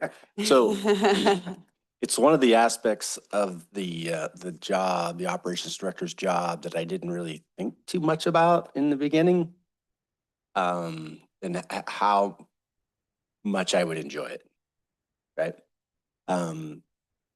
Nor did I understand how often we'd be doing such a thing. So yeah, you have a question on how do we derive at the what type of questions we're gonna have to ask at these interviews, which I'm not as involved anymore as I used to be. But quite literally, we pull in the department head, if there's a foreman involved, Abby to keep everything legal-like, and yeah, we ask some real tough questions. We really do, in my opinion, a really solid job to make sure that we are recruiting and bringing people into our workplace that A, have, demonstrate that they have high work ethic. They like high work volume. And that, you know, they're gonna be safe, somebody that we're gonna trust into our house. So it isn't, you're right, you went way back in the time machine about the good old boys. I'm not gonna cast any disparaging remarks, but I was able to read some of the questions from, let's just say, the 90s, early 90s, mid 90s. Far different today than then. You know, we have Abby in the house, so we can't ask some questions anymore. But yeah, I mean, Eric and Abby, you know, I think is it safe to say that the majority of the recruitment still is in the operation side of things? So Eric and Eric are involved all the time. Anyway, I enjoy it. It's a part I didn't anticipate, but I really enjoy it. Well, it seems to me that it's a extremely important part of the equation in order to get the right employee in the right spot. I've watched over the years how haphazard a lot of employees were brought on in different companies, and it's like, no wonder nothing works. Yeah, you know, 2/3 of our organization, give or take a few, is operations. So certainly Eric and I spend a lot of time together going over job descriptions, although we've got them they look pretty good right now. So anything that we do when we're updating our minor tweaks here and there. But, you know, certainly when there's a job opening that is a single incumbent position, we look at it very, very closely, and we want to make sure, does it work now? Is it going to work for the future? I mean, things evolve very quickly around here. You guys know this because you're in the hot seats and talking about all these things regularly. But when there's a vacancy and there's no one else in that position, then you have a little bit more flexibility with what you can do. Certainly, if you've got lots of folks that are in that classification, you're not going to make major changes. But every time we go into the process, even with the job posting, we make sure the job summary is clear. So what is this job? Not something so generic that they're like, I don't even know what I would do there. So is it clear? We talk about our culture. We talk about job expectations. We have high expectations here, and we make that really clear in our postings and in our interviews. And when we're talking to the prospective employees, we talk about just having a positive workforce and a positive culture. And then we also, again, not least importantly, talk about safety. We insist on a safe workplace. So we do all of those things. We hit it up front. It's all throughout the interview process and the job summary that we give. It's in the questions. We certainly then our due diligence in hiring people on, because it's not just interview to start date. So there's a lot of things that go into it with backgrounds and depending on the position, drug screen, physical, they're reference checking. So just like with the contract, you know, they did very extensive reference checking. We do the same thing here. So so we don't cut any corners there. We want to make sure that we bring good people in, and then we want to give them the best chance they have to be successful once they're here. So yeah, had some time to think about some funny interactions we've had, and I can say this safely. I think you just look at me if I don't. Just say stop. I understand. Stop talking. I haven't been in a while, but one of the questions that's down there towards the bottom is, so why do you want to work for TUD? And why did you come here? Something like that. She words it much better than I do, but one answer might be, well, I want to get my foot in the door. Okay, well, that's probably not going to get you here, right? Or another one that I like is, you know, I've got a couple of friends that have worked here. I've heard over the years that it's a great place to work. It's a great environment, just a lot of challenges. And I want to get into the wastewater field or construction field. And so I think I'll be a good team member. Those are that's one type of a question, the two types of answer we've actually have gotten. We're looking for somebody who's really put some thought into it. I can't say a cuss word right now, but it's a no Sherlock job working here at TUD. It's serious business.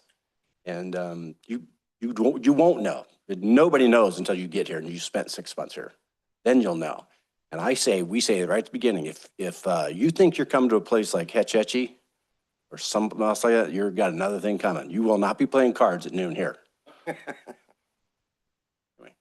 Unless you're on your lunch break. Huh? Trying to wink at me? No, you did fine. Okay. Any other further questions? No? Well, thank you very much. Appreciate that. Thank you. Melissa? Okay, item number 4, introduction and discussion of the fiscal year 2025-2026 operating budget.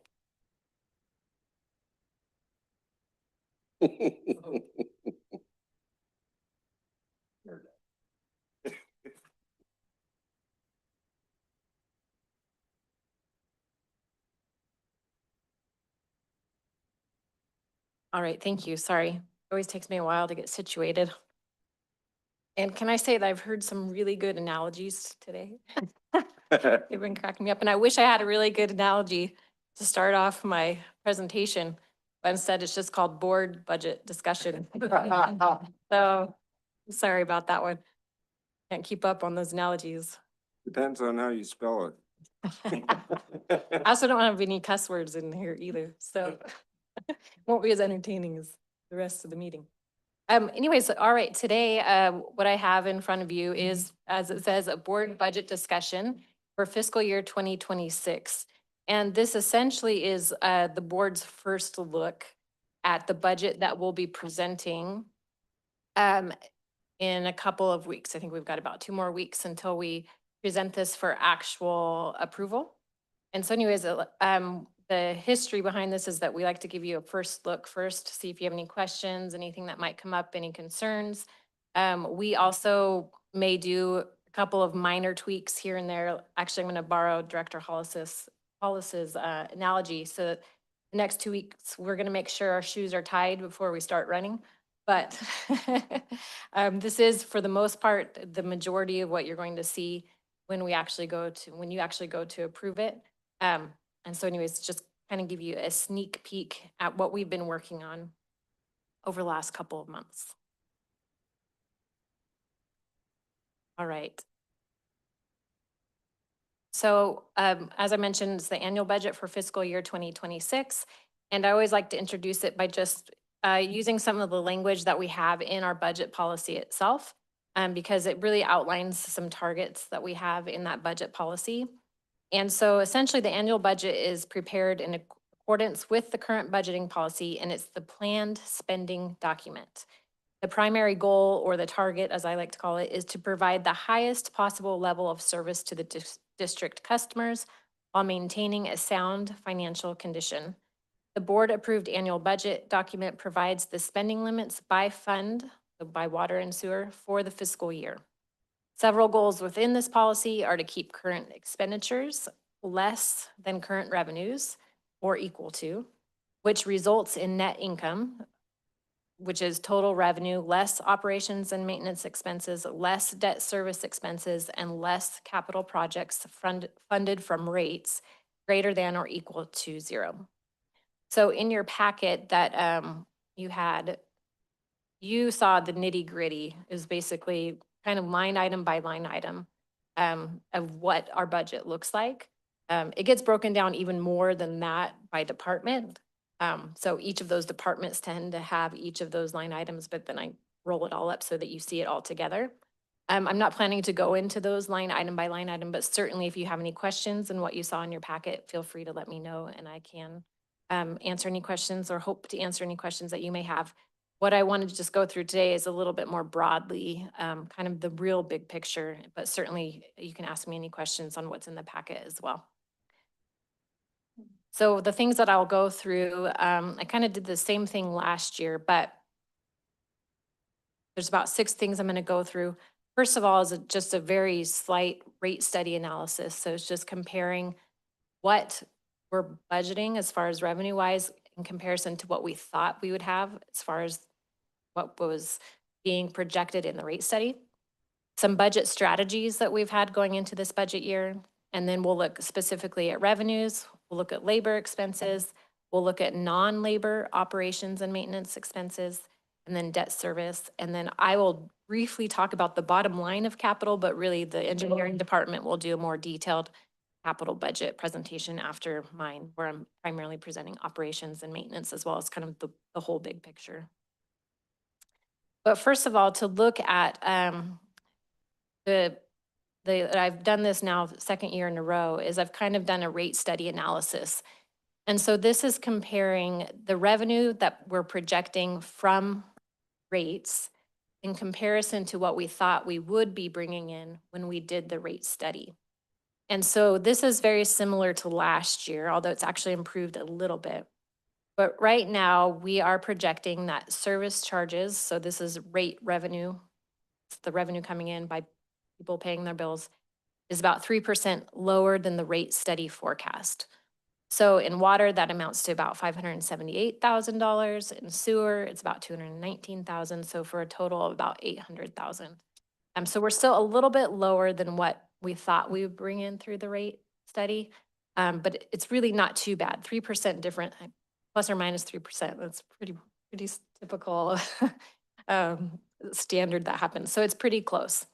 But that is kind of the first thing that we have to take into consideration when we're coming up with our expense target levels, right? So we don't want our expenses to exceed that revenue level. So this directly influences some of our strategies that we've had when going into this budget year.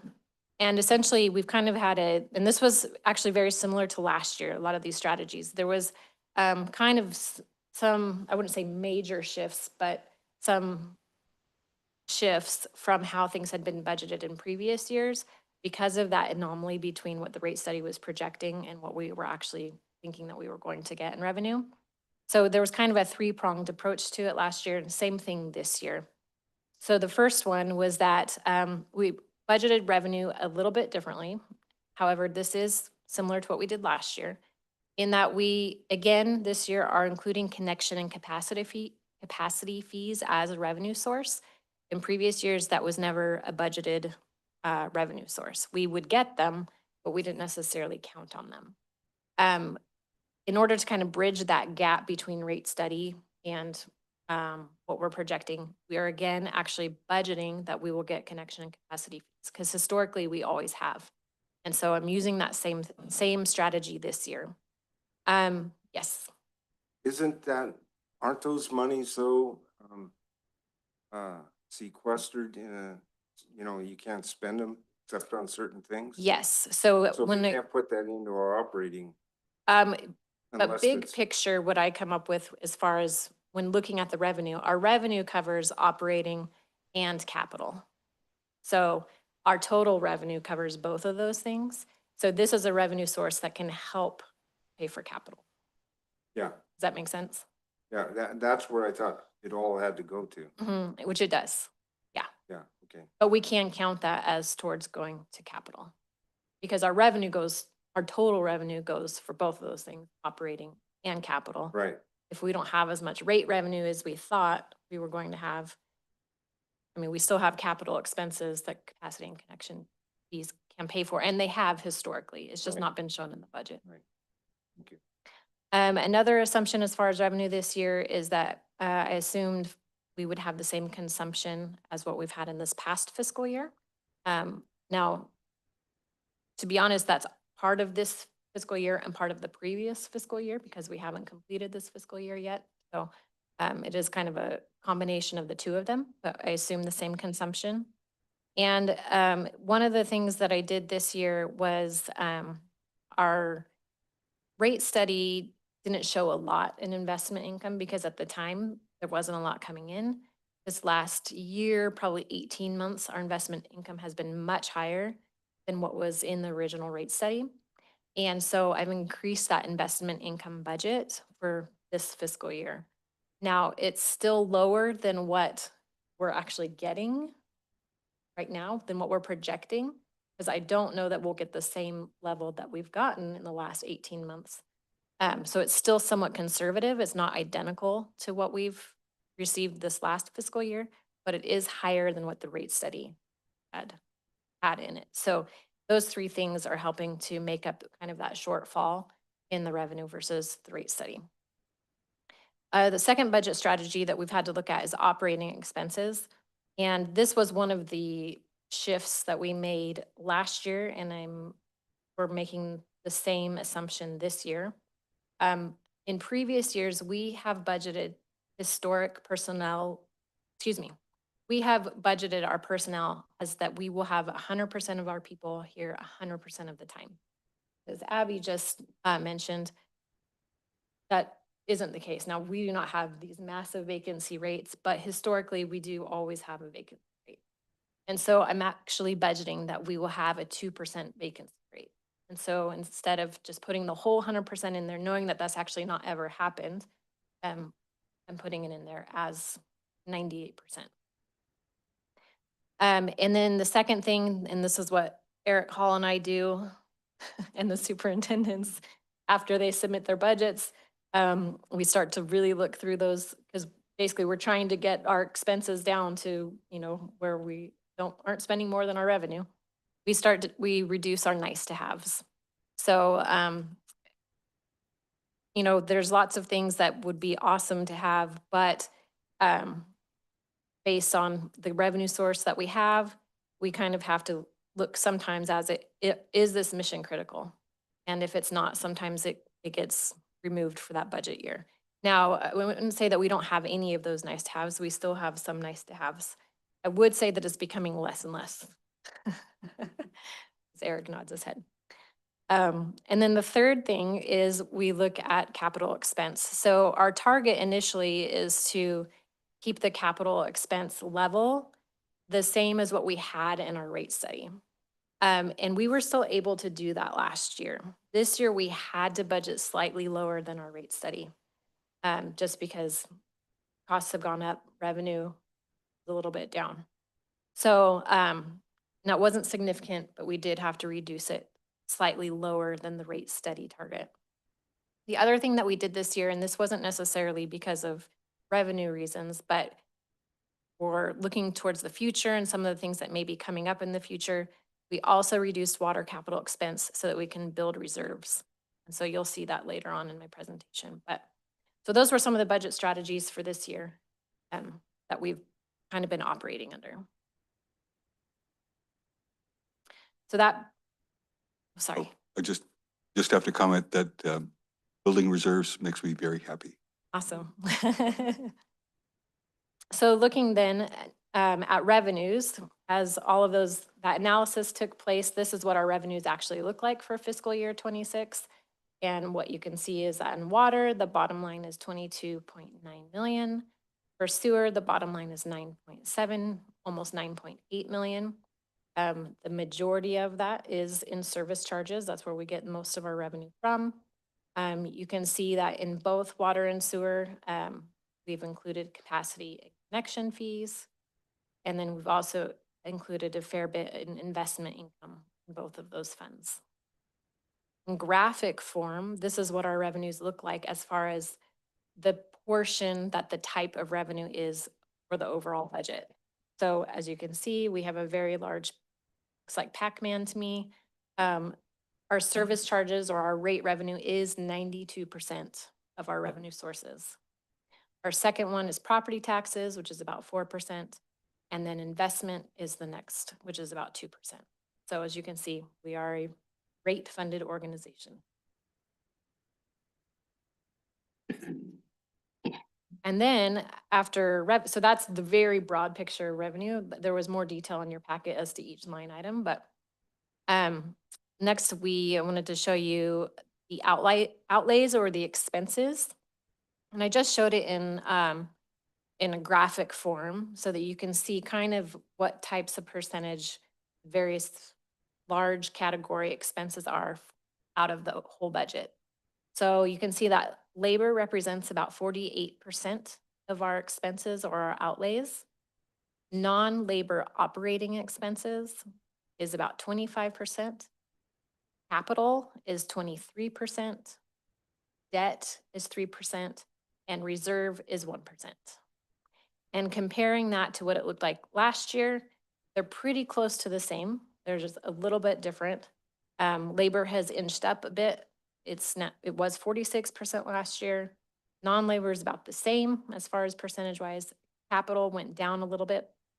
And then debt is the same, and reserve is also about the same.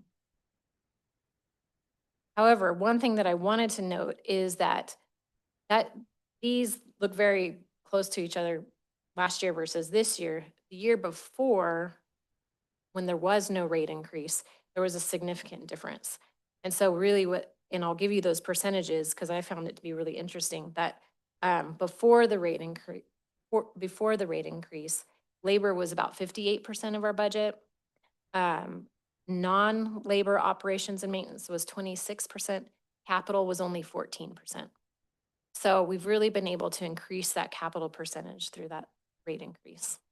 Anyways, I just thought that was an interesting thing to note. And of those outlays, here's just a brief snippet of what labor looks like and what labor consists of and the percentages that they are of the total labor budget. So wages is the biggest piece with 56%.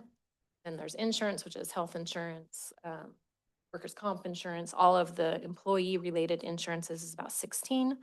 PERS is 16%, retiree health is 9%, and payroll taxes, which is Medicare and Social Security, about 4%. And then our expenses, our operations and maintenance expenses that are not labor-related, I've got the top 10 listed here. So we've got about 40 different categories, but these are our top 10 most expensive out of those 40. Electricity is number 1 at $951,000, and this has actually gone down, so which is great. Chemicals is $820,000, maintenance supplies $746,000, and you can go down the line. But of all of those 10 out of the 40, they represent 66% of the costs associated with those non-labor operations and maintenance expenses. And then lastly, we have debt that we have to pay for. This year, the total debt payments will be about $1 million. 4 of them are related to water. We have 4 loans related to water. It amounts to about $233,000 in debt payments. Last year, we had 5. We paid 1 off last year. Sewer, we have about $787,000 in debt-related payments, and that's due to the regional water treatment facility. So we are in full debt repayment. That is our full debt payment that we'll make from here on for a while. Yes. So on your pie chart back a couple of things, Yeah. you don't need to go there, but Okay.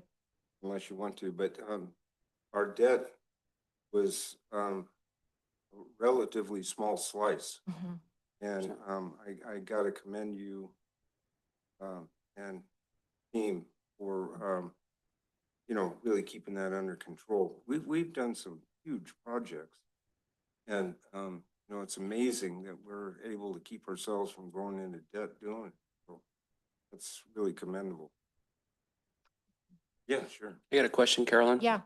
On that slide you have up there right now, Mhm. the Monte Grande, zero interest. So is that paying off? Are we Is it getting- paying off? Yeah, I can't remember the exact year that gets paid off. To be honest, I apologize. I want to say 2033, but I don't remember for sure off the top of my head. But yes, it is a 0 interest. I was just wondering, being a customer who pays an additional assessment on my water bill, I was just wondering if that was going away anytime soon. Yeah, I can get that information for you for sure. Yeah, but My neighbors and I would be very interested. What's that? My neighbors and I Oh, would be yes. very interested. Yeah, in I don't that. remember off the top of my head. I apologize. I just couldn't figure out why you were gonna ask that. Thank you. You're welcome. And then the last slide is just a summary of everything put together. So you saw the revenues and in water and sewer, 22 million and 9 million. You can see the total operations and maintenance expenses for each of them, which is basically labor and the services and supplies.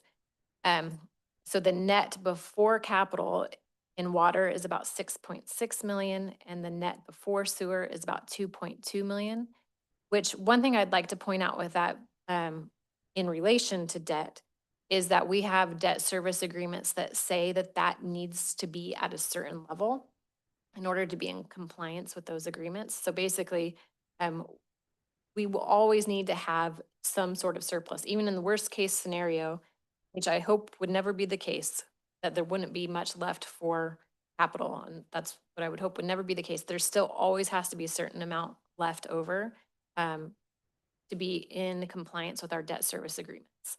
They say that you have to have, it depends on the loan, but you have to have, I think the most stringent may be that you have to have 1.25 times the actual debt service payment as a surplus, because they want, basically, they want to be guaranteed that their loans are going to.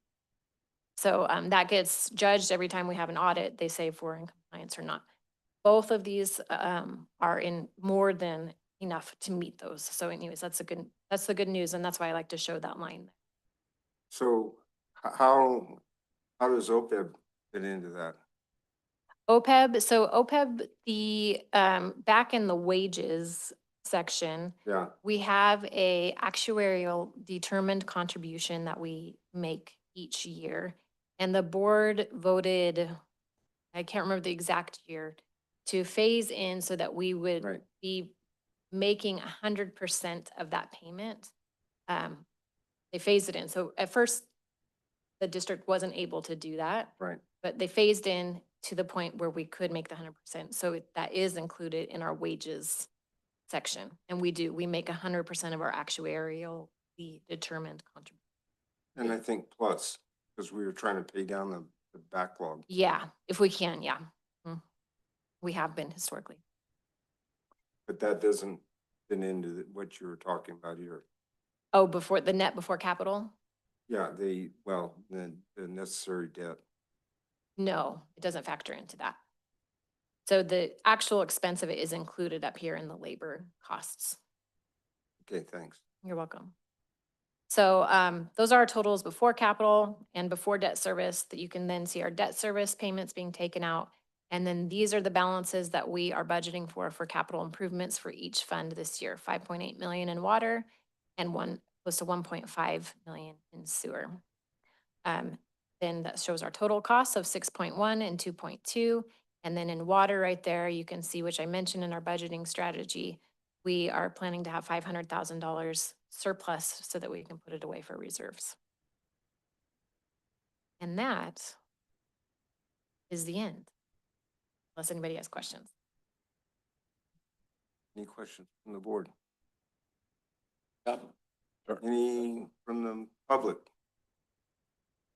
None? No? Hey, Thank you Ron, very much for that. I got a comment that I found interesting. So the slide, the top 10, Mhm. right? There's two things that I think are interesting. One is a few years ago, IT we couldn't spell IT, let alone do anything with it. Now it's in our top 10. So it's just a note, right? It's an important aspect of our costs. But one of the ones I found interesting, although it's still the top number one, electricity, you said it went down a little bit. And that's after operating the wastewater treatment plant for a whole year. Your analysis looking forward shows a reduction in dollars, which means we're using less electricity. Okay. Yeah, so in comparison to last year. So last year, yeah, I think we were still trying to get things up and running, but a major portion of that is that our Tuolumne Public Power Authority, who is the main provider of our electricity, is actually projecting to lower our rates this year, which, to be conservative, I didn't actually lower them to the level that they said they were going to lower them, because they haven't made the final decision. And so I didn't want to leave that up to a board that may not agree with the analyst, what the analyst is asking the rates to be. So that's a big piece of it this year, is that those rates are actually projected to be lower. I'd like to think too that it's starting to reflect all the consolidation that's going on. Yes, And that was, sorry, nope, go ahead. that was definitely a factor because even last year, they weren't as high, they didn't go up as much as what they had been in previous years because usage was down. Okay, well, thank you very much for that. I don't think we have to have any action on that, do we? No. But it is 11 o'clock, so I would like to see if I can get a consensus from the board to continue onward. Everyone okay with that? Okay, but maybe we'll have a 5-minute or so recess. Let everybody run to the bathroom if they need to or whatever. Let's do it. Let's say maybe 10. Let's say 11:15. That's 10 minutes. Or no, that's 10 minutes. You got it. Sorry.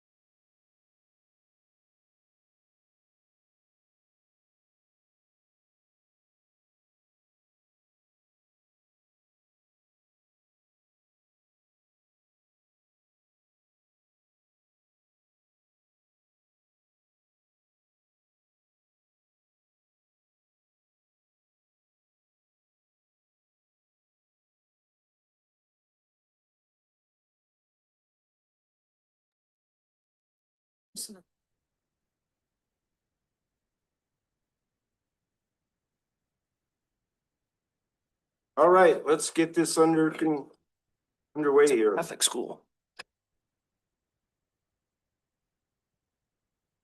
All right, Melissa, it's up to you. Okay. Item number 5, introduction and discussion of the fiscal year 2026 capital improvement budget. Jen's up. She has done a fantastic job of putting this together. And, you know, it's a busy time. It's busy here all the time here, but, you know, you throw in, you know, all these other things, but we do have to plan for the future. And, you know, Carolyn and her team's been busy. Jen did a fantastic job of stepping in. This is the first time you've put the whole CIP together by yourself. And so you did a stand-up job. You're really going to enjoy this. And I just appreciate the effort. So Jennifer Batt, senior engineer, and in the spirit and benefit of Carolyn, I have a saying that my dad always used to tell me. And it was, if you watch your dimes, your dollars add up. And, or I think Benjamin Franklin said something similar, like watch your pennies, your dollars will take care of themselves. And here at the district, since I've worked here, I've always watched every dime, every dollar, ratepayer money, every dollar is important. So the CIP and the O&M and the budget is no different. So, okay, so I'm going to do the presentation on the capital improvement plan portion of our overall operational budget. So each year, the board's responsible of approving the district's fiscal year operating budget, and part of that budget is the CIP. That is carried out by the board's authority to allocate funding through the budget process on an annual basis. This is a living document. We modify it year to year. It's typically a 5-year program.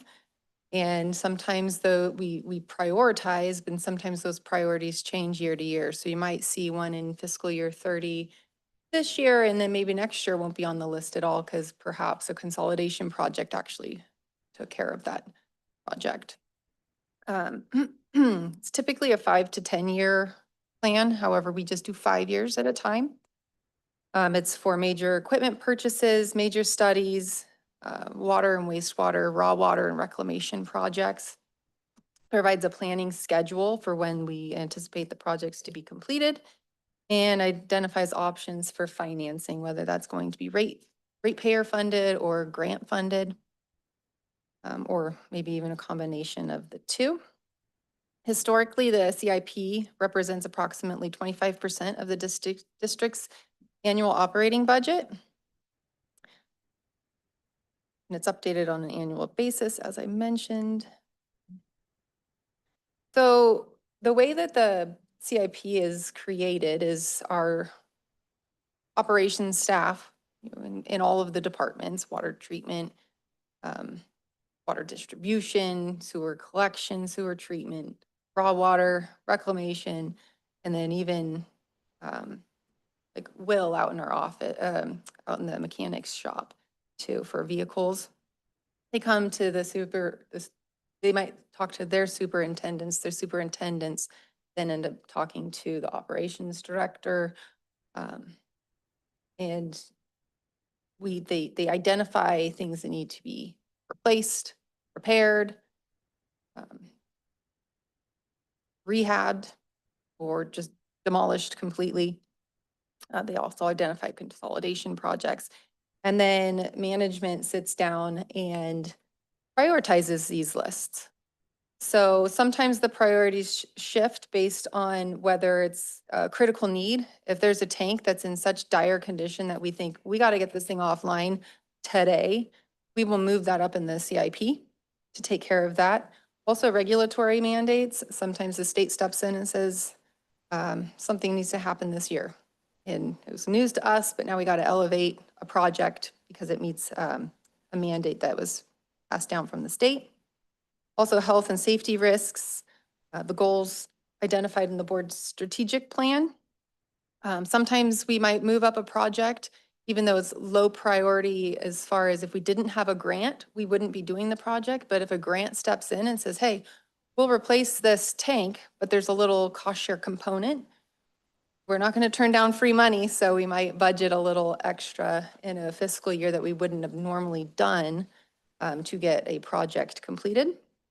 And then also, we might move up a project of lower priority if the county comes in and says, we're going to be resurfacing this road. And the new dig once policy from the county says once they repair the road, you can't dig in it for 5 years. So if we know that we have failing infrastructure or that our crews are going out there multiple times a year to repair a specific pipeline, we'll go in advance of their project, get our project complete so that when the county comes, paves the road, we're already done. So those are some reasons why we might prioritize a project a little higher. So this is a parallel process with the finance department. Carolyn gives me her numbers and I did check. Our numbers match, so phew, we're good. So we get a budget in the engineering department and he says, okay, but this is what we have to spend. And we have this laundry list of projects. So we end up prioritizing, ranking zero to whatever. And we just move down until we hit that number. And then that's as many projects as we have in this fiscal year. And so my presentation today is going to be on just fiscal year 26.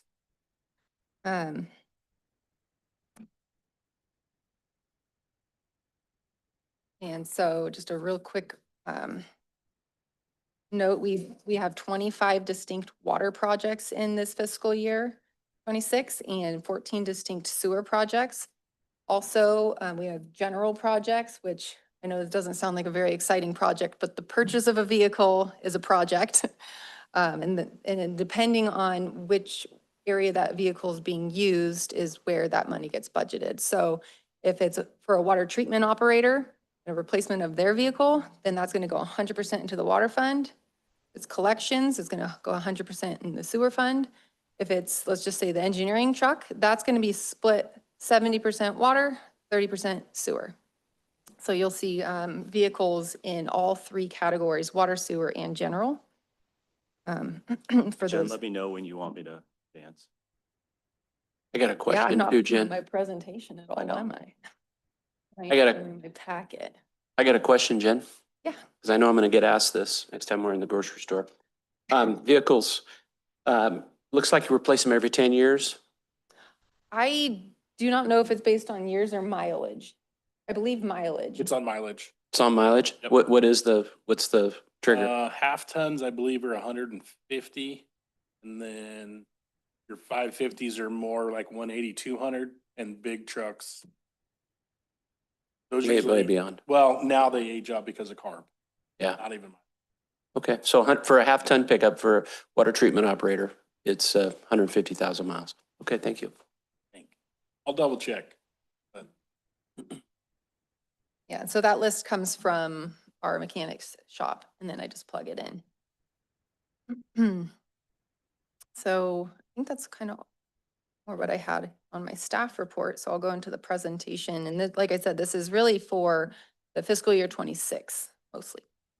So kind of went over some of this already. Our major sources for our CIP is rate revenue, capacity fees, public-private partnerships, developer constructed projects. Sometimes a developer comes in and says, hey, I want to build this tank.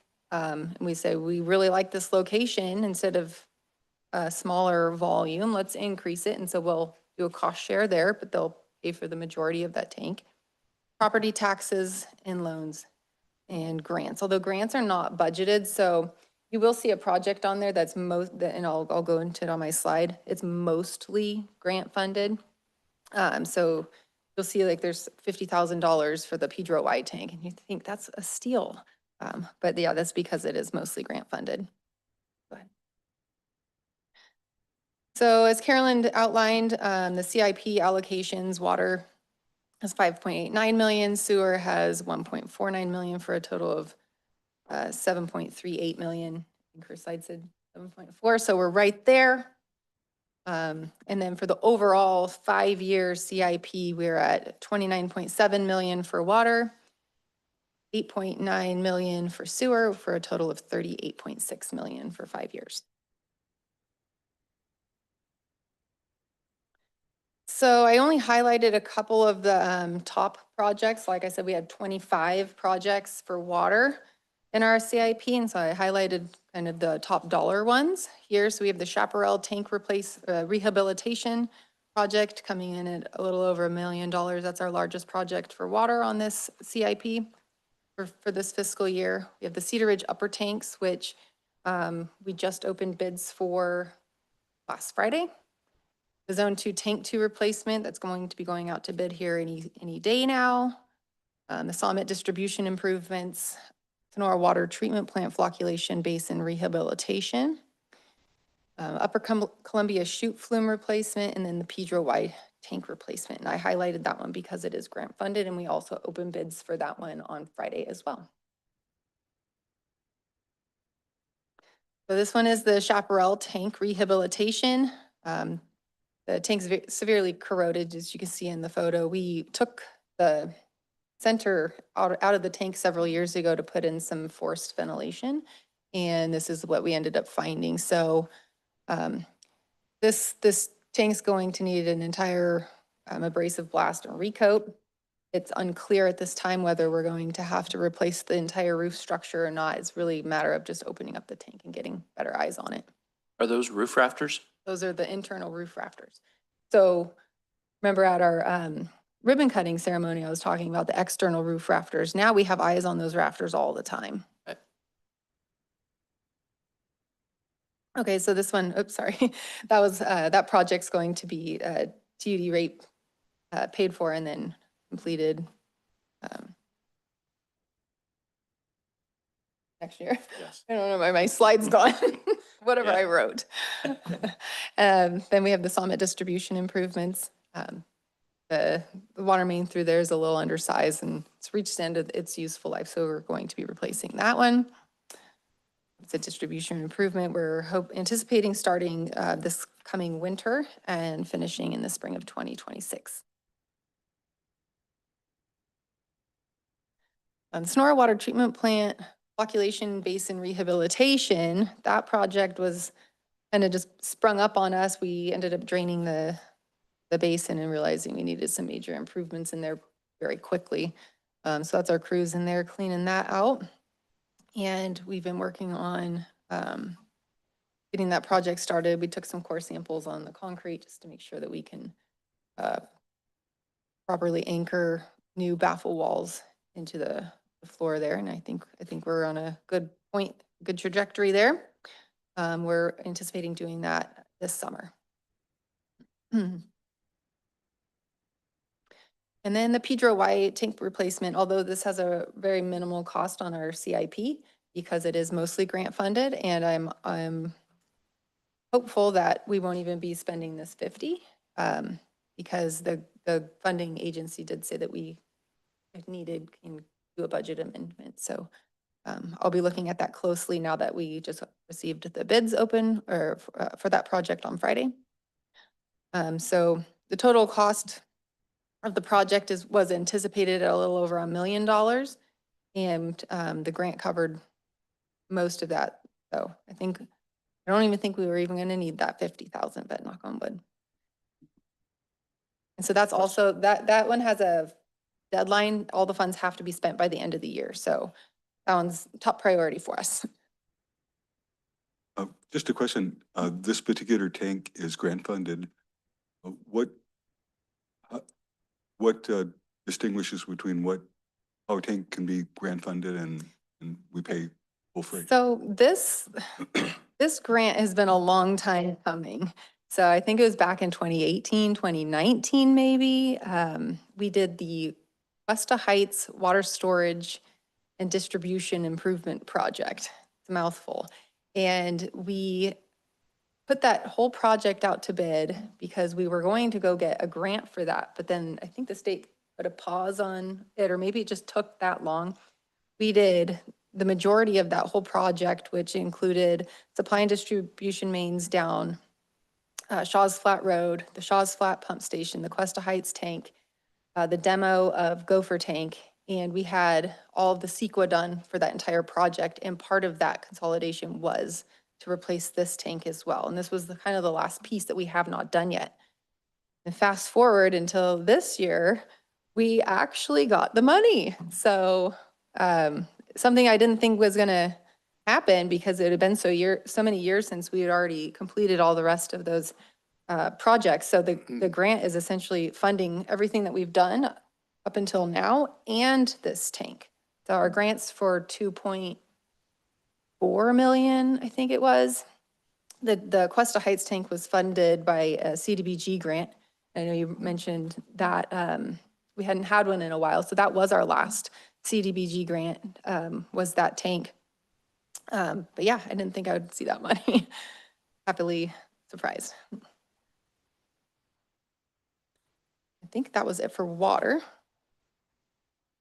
And then on the sewer side, we had 14 distinct sewer projects. A few of them are highlighted here. We have at the regional wastewater treatment facility, we would like to get a covered structure that goes over the chlorine contact basin. There's a lot of sensitive equipment and pumps and just monitoring equipment there that we'd like to cover and extend the life. Also the filters, we can extend the life of the filters if we can get them covered as well. The Springfield Sewer Lift Station rehabilitation, that's the sewer lift station that we have off of Highway 49 near Columbia. And then collection system lining, which is a contract that we executed this fiscal year that's carrying over. So that's what's carrying over to the next fiscal year. So that is the lovely Springfield Sewer Lift Station. It's just reached the end of its useful life and we're ready to replace it. It doesn't meet our safety standards, so we're gonna rehab that, and that's going to happen next spring.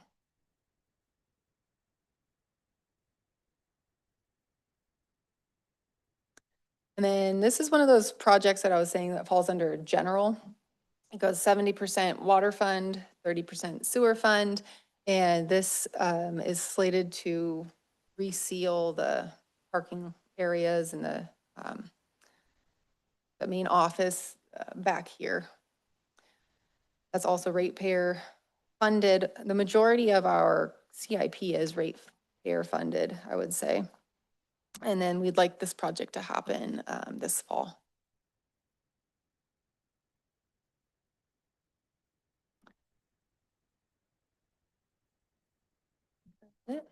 Unless you guys have questions.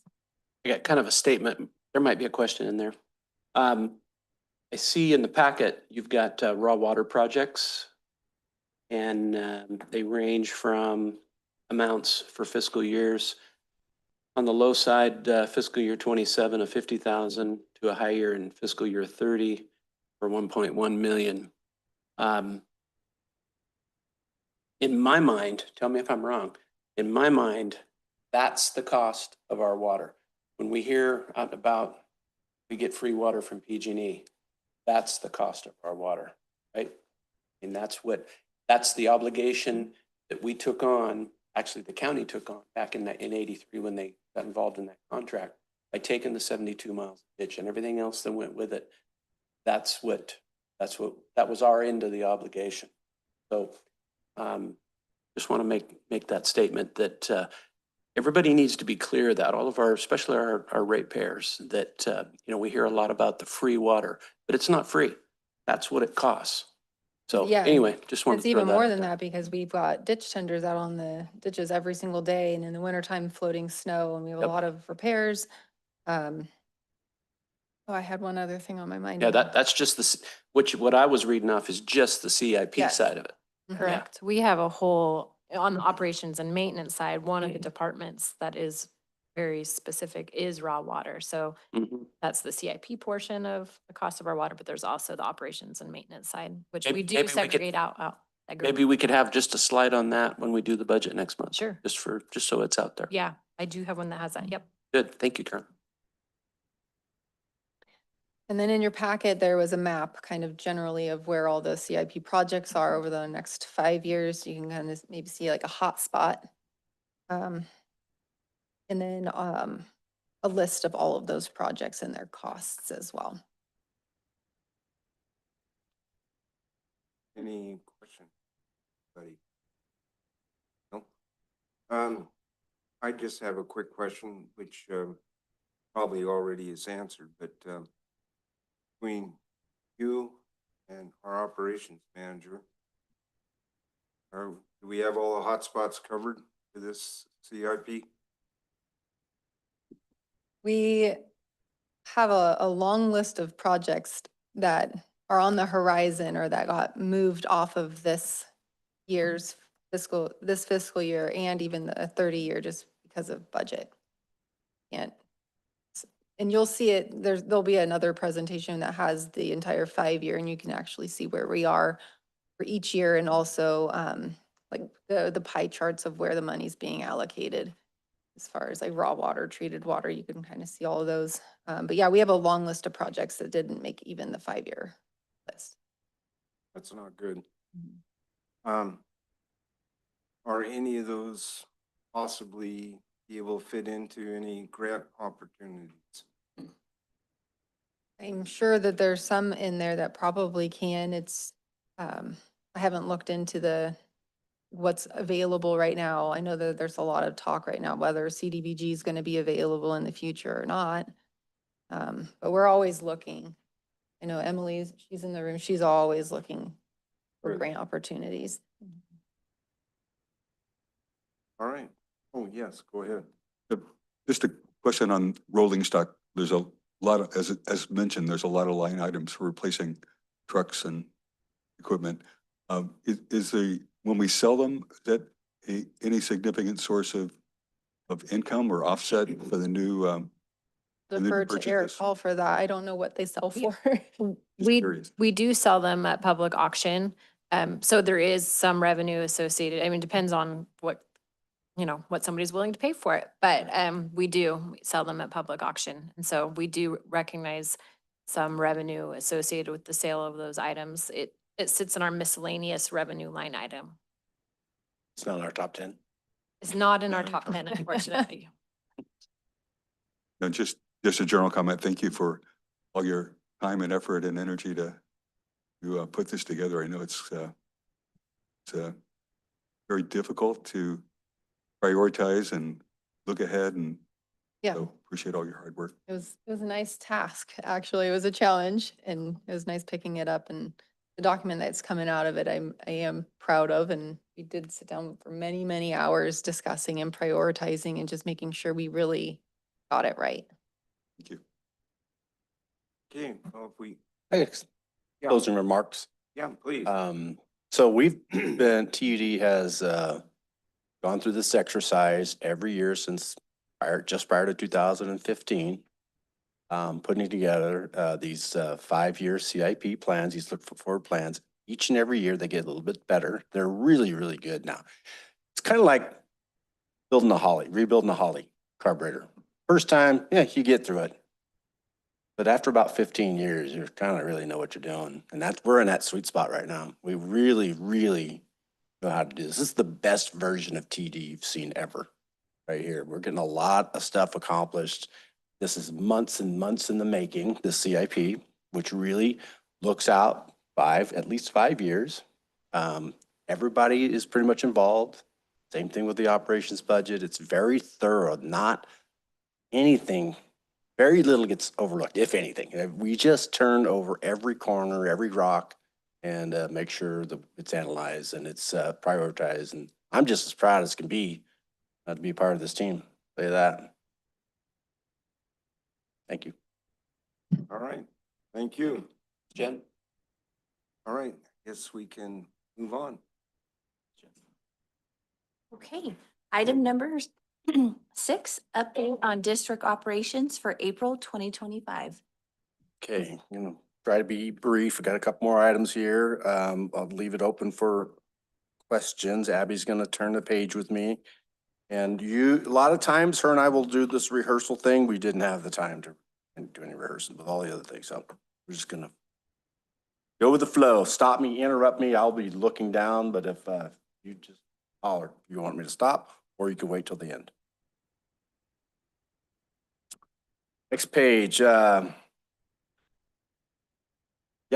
So on the raw water ditch issues, I just highlight that the PG&E spring ditch outage occurred in April 27th through May 4th. The feedback that I get from Eric and Trevor and others that it went really well. right? There were no Yeah, problems. it went really, really well.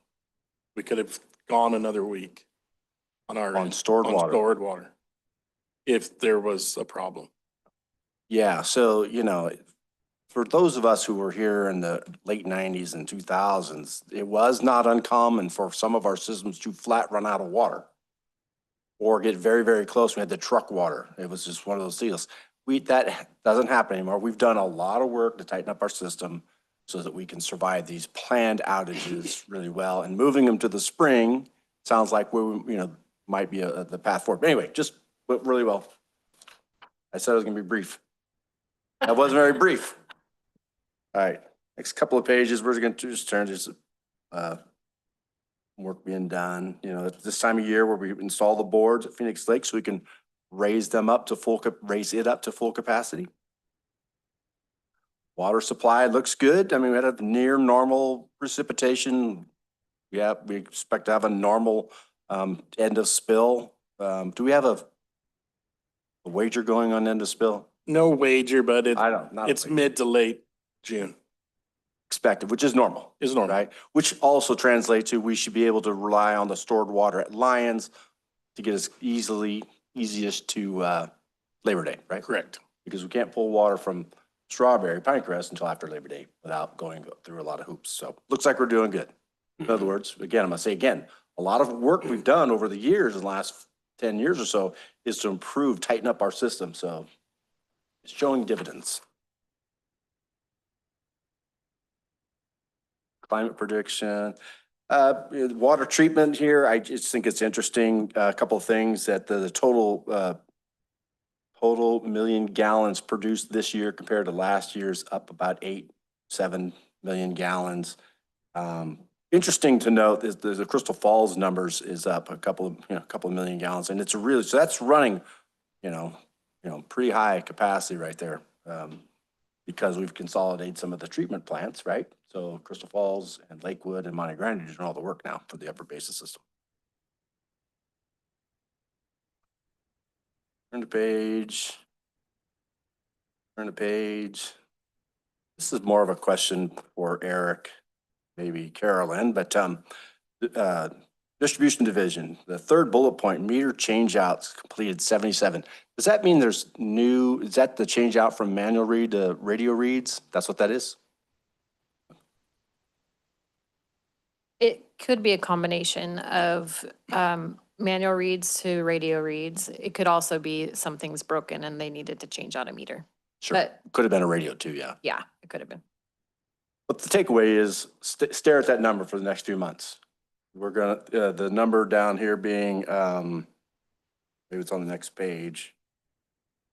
Yeah, the next page there, the radio versus manual read. Stare at that number here for the next few months. You're gonna really start seeing some changes. I believe the bulk of the meters that we ordered to change them are all here, the bulk of them. So, again, our team's ability to cooperate with each other, coordinate, pull, team members from sewer to water to help this effort is really amazing. It's really happening in real time for us. So again, really proud of the work we're doing. Gonna get a lot of stuff done there. Right? Next page. Pretty cool, fun picture to watch these, or if you see it in person, this contractor taking down the old white fur tank there in Sugar Pine where we just were a couple weeks ago. Construction and maintenance, they're busy. I didn't highlight anything here. They're obviously very busy. We will be able to talk more about them this is the heart of the construction season, really. So we're just getting in the great weather, longer days. They'll probably be moving from start at 7 to start at 6 to beat the heat and get some longer working hours. And they've got the construction maintenance has a lot on their plate, and they're coming through. Turn the page. Neat couple of pictures here. This is where the old 126 tank is. You can't, or at least the upper is the pad for the new Gibbs tank. So that's under construction now. Jen, the contractors moved in. How much of the tank is erected? Oh, okay. So lots of progress.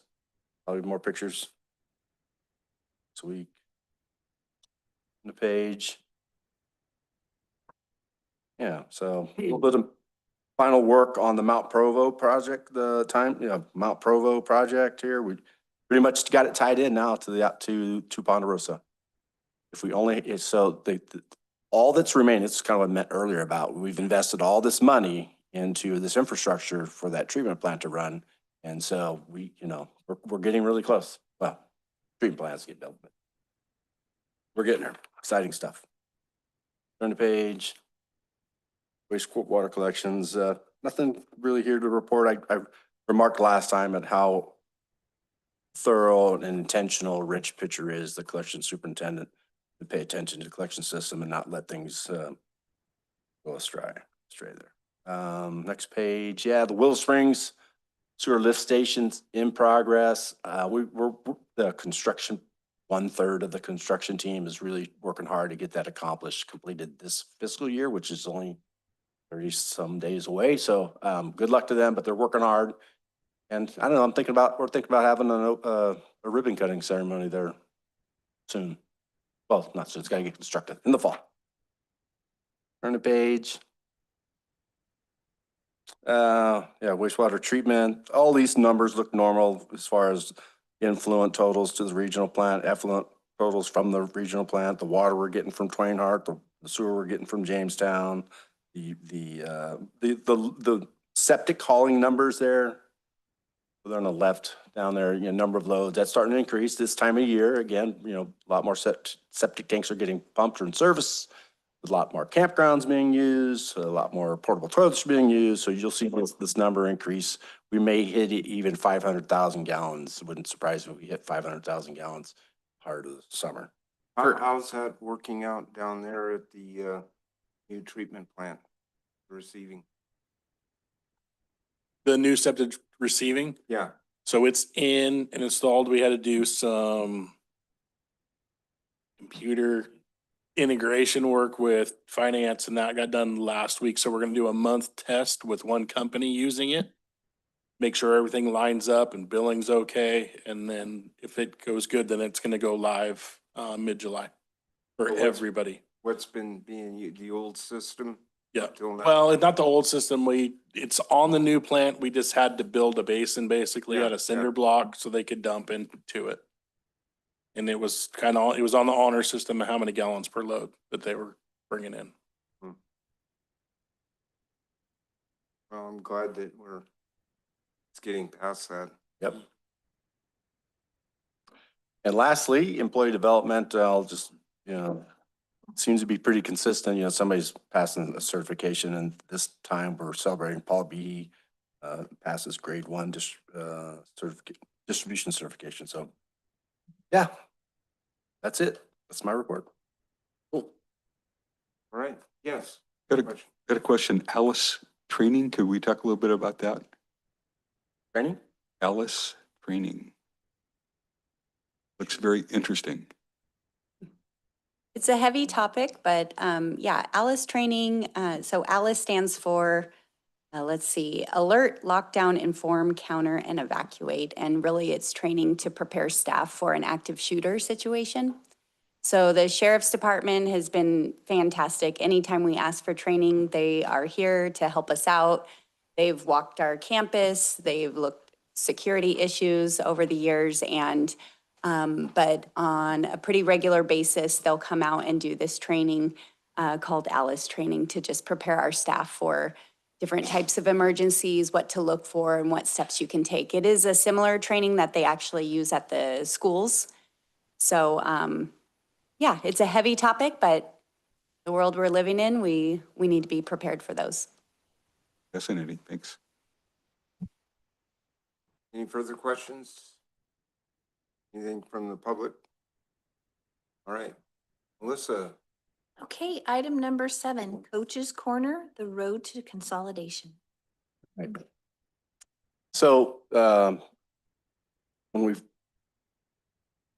yes, I guess, do anything.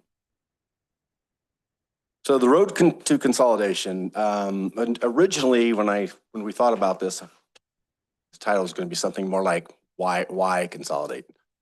But we're way past the why now. There's no going back and undoing all that we've done. So here's just the road. It's, for me, again, it's fascinating. I've lived most of this. So it's been interesting to, so I'm just gonna read to you real quick. So TUD was organized under California County Water District Law on July 1st, 1992, in response to a voter initiative requiring the consolidation of two local public water systems, that being the Tuolumne Regional Water District, previously known as Tuolumne County Water District Number 2, and the Tuolumne Water System, which was under the county operations from 1983 till then. Now, over 30 years later, a recurring challenge for TUD is to reconcile the cost of and complexities of operating and maintaining at one point 17 and now 10 separate surface water treatment plants and 3 standalone groundwater systems. These water systems were developed independently decades ago before many of the latest revisions of the Safe Drinking Water Act, without consideration for the provisions of long-term water service of Tuolumne County. Additionally, due to the rural demographics of Tuolumne County, these water systems serve low population densities relative to the overall size of the geographic service area. As a result, TUD is unable to operate on an economy of scale to provide for efficient long-term water treatment in its service area and maintains relatively large operations and maintenance staff, as well as support staff to operate separate water systems. TUD purchased the Sierra Pines property in 2008 with a long-term goal of building a regional water treatment plant on site. In its consolidation study, the Treated Water System Optimization Plan, or TWSOP, TUD identified 8 TUD-owned treatment facilities and 11 other non-TUD regulated public water systems considered as candidates for consolidation. And under a regional water treatment facility, Kennedy Jenks, 2008, developed a regional water treatment plant facility at Sierra Pine site, presents a unique opportunity for TUD to phase in consolidation of up to 6 of its own surface water treatment plants and other neighboring public and private water systems. Although TUD does not have a formal policy to seek acquisition, it is recognized by the State Resources Control Board and the Division of Drinking Water as, I lost myself, and Tuolumne County Environmental Health as the preferred receiver of many of these local water systems that are struggling to meet drinking water standards and or keep up with ongoing maintenance. The bottom line is over the years, I'll just pause there.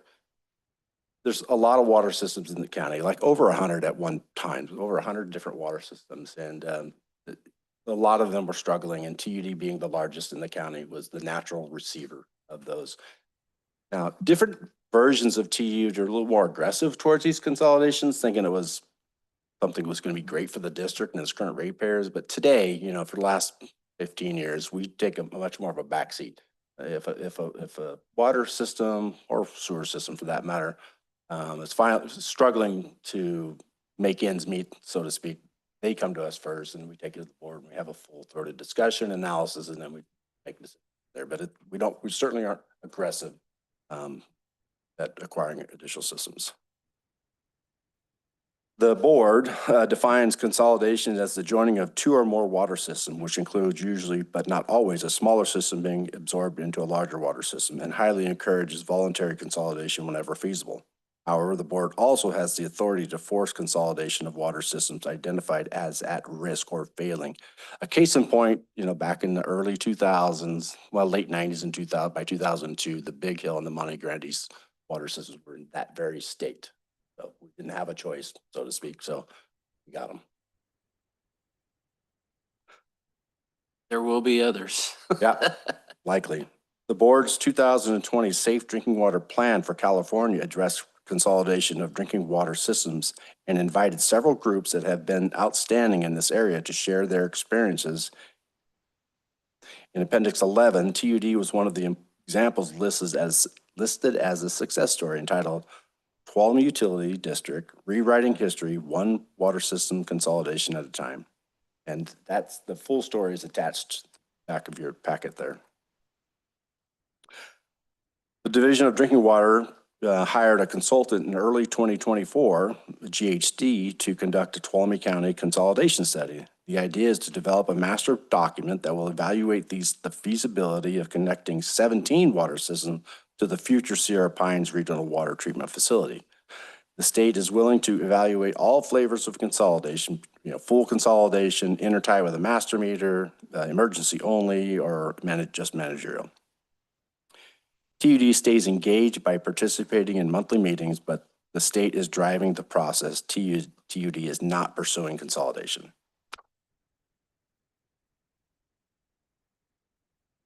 All right.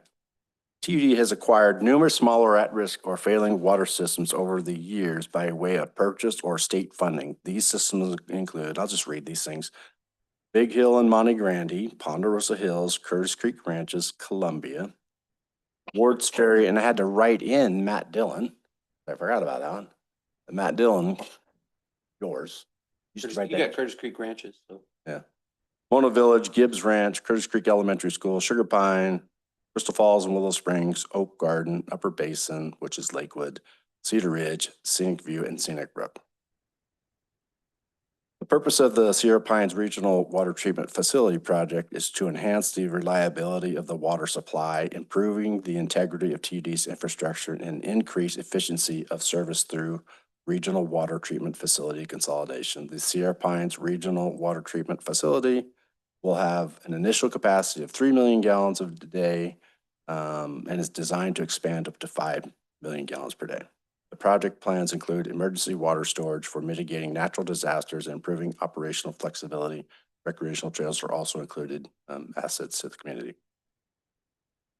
And then there's the table there. I won't read those things to you, but these are the systems that, TUD systems that are going to be consolidated. The ones that are highlighted there and the associated facilities are already decommissioned. They're not completely abandoned yet, but they've been decommissioned and consolidated with the Upper Basin system, which is lending to that decrease in cost for our electricity bill. Another page? Yep. So Scenic View, Phoenix Lake intertie, Cedar Ridge, Crystal Falls, and it was intertied through the Mount Elizabeth main line extension a few years ago. The Mount Provo that we mainlined 14,000 feet, that's been constructed, ready to consolidate the Ponderosa system once the new treatment plant's online. And then the Longaway intertie improvements helps us get water, from the Upper Basin zone all the way down to Mona Vista and down into the Crystal Falls Basin, Lower Crystal Falls. Anyway, that's the road to consolidation. It was just a dream a bunch of years ago, and here we are living it now. So on some of these treatment plants that are about to be decommissioned after Sierra Pines comes online, is there any of those? I imagine most everything is getting close to the end of its useful life. Did you say that? Oh, the head's shaking. I just was wondering if any of those tanks were of sort that they could be used for dip tanks for the helicopter. So I would like to look at the raw tank A at Ponderosa Hills, but it has a lot of trees around it. So it's something I'd need CAL FIRE to come look and see what is the best spot. And then That's what they make chainsaws for. They do. And then the same thing with Cedar Ridge, possibly using the old clear well there and just make it one ring. That's what I was wondering, if it's fed by the ditch. It'd be neat. Yeah. It was, you had a pipe going in, pipe going out. Yep. It's always full. It's in the ideal area. Those are the two spots too that CAL FIRE had asked. Somehow they said we would like dip tanks in these two spots. I'm like, well, they're tied to the ditch and it would work out in the long run. Yeah, that was one of the vendors at Aqua that I spent some time with, and he is supposed to be at our June 12th meeting, so I want to make sure to introduce you to them and have you two have a little discussion about that, because I don't know whether they're going to be of any use or not, but wouldn't hurt to, pick their brains for a little bit of information on. Is that it, Don? That's it. Any further questions from anybody? No, thank you very much. Always informative. Anything from the public? Anybody have any questions or anything? Okay, if not, then we will go to staff reports. Yes, staff report. I'll be quick. 2 things coming up.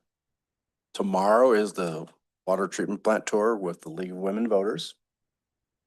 And then Thursday is the Regional Sewer Advisory Committee meeting down in JSD. I'll be attending both of those. That's it for me. Nothing to report. Nothing to report. Nothing to report. I wanted to compliment your staff. Would you like me to go?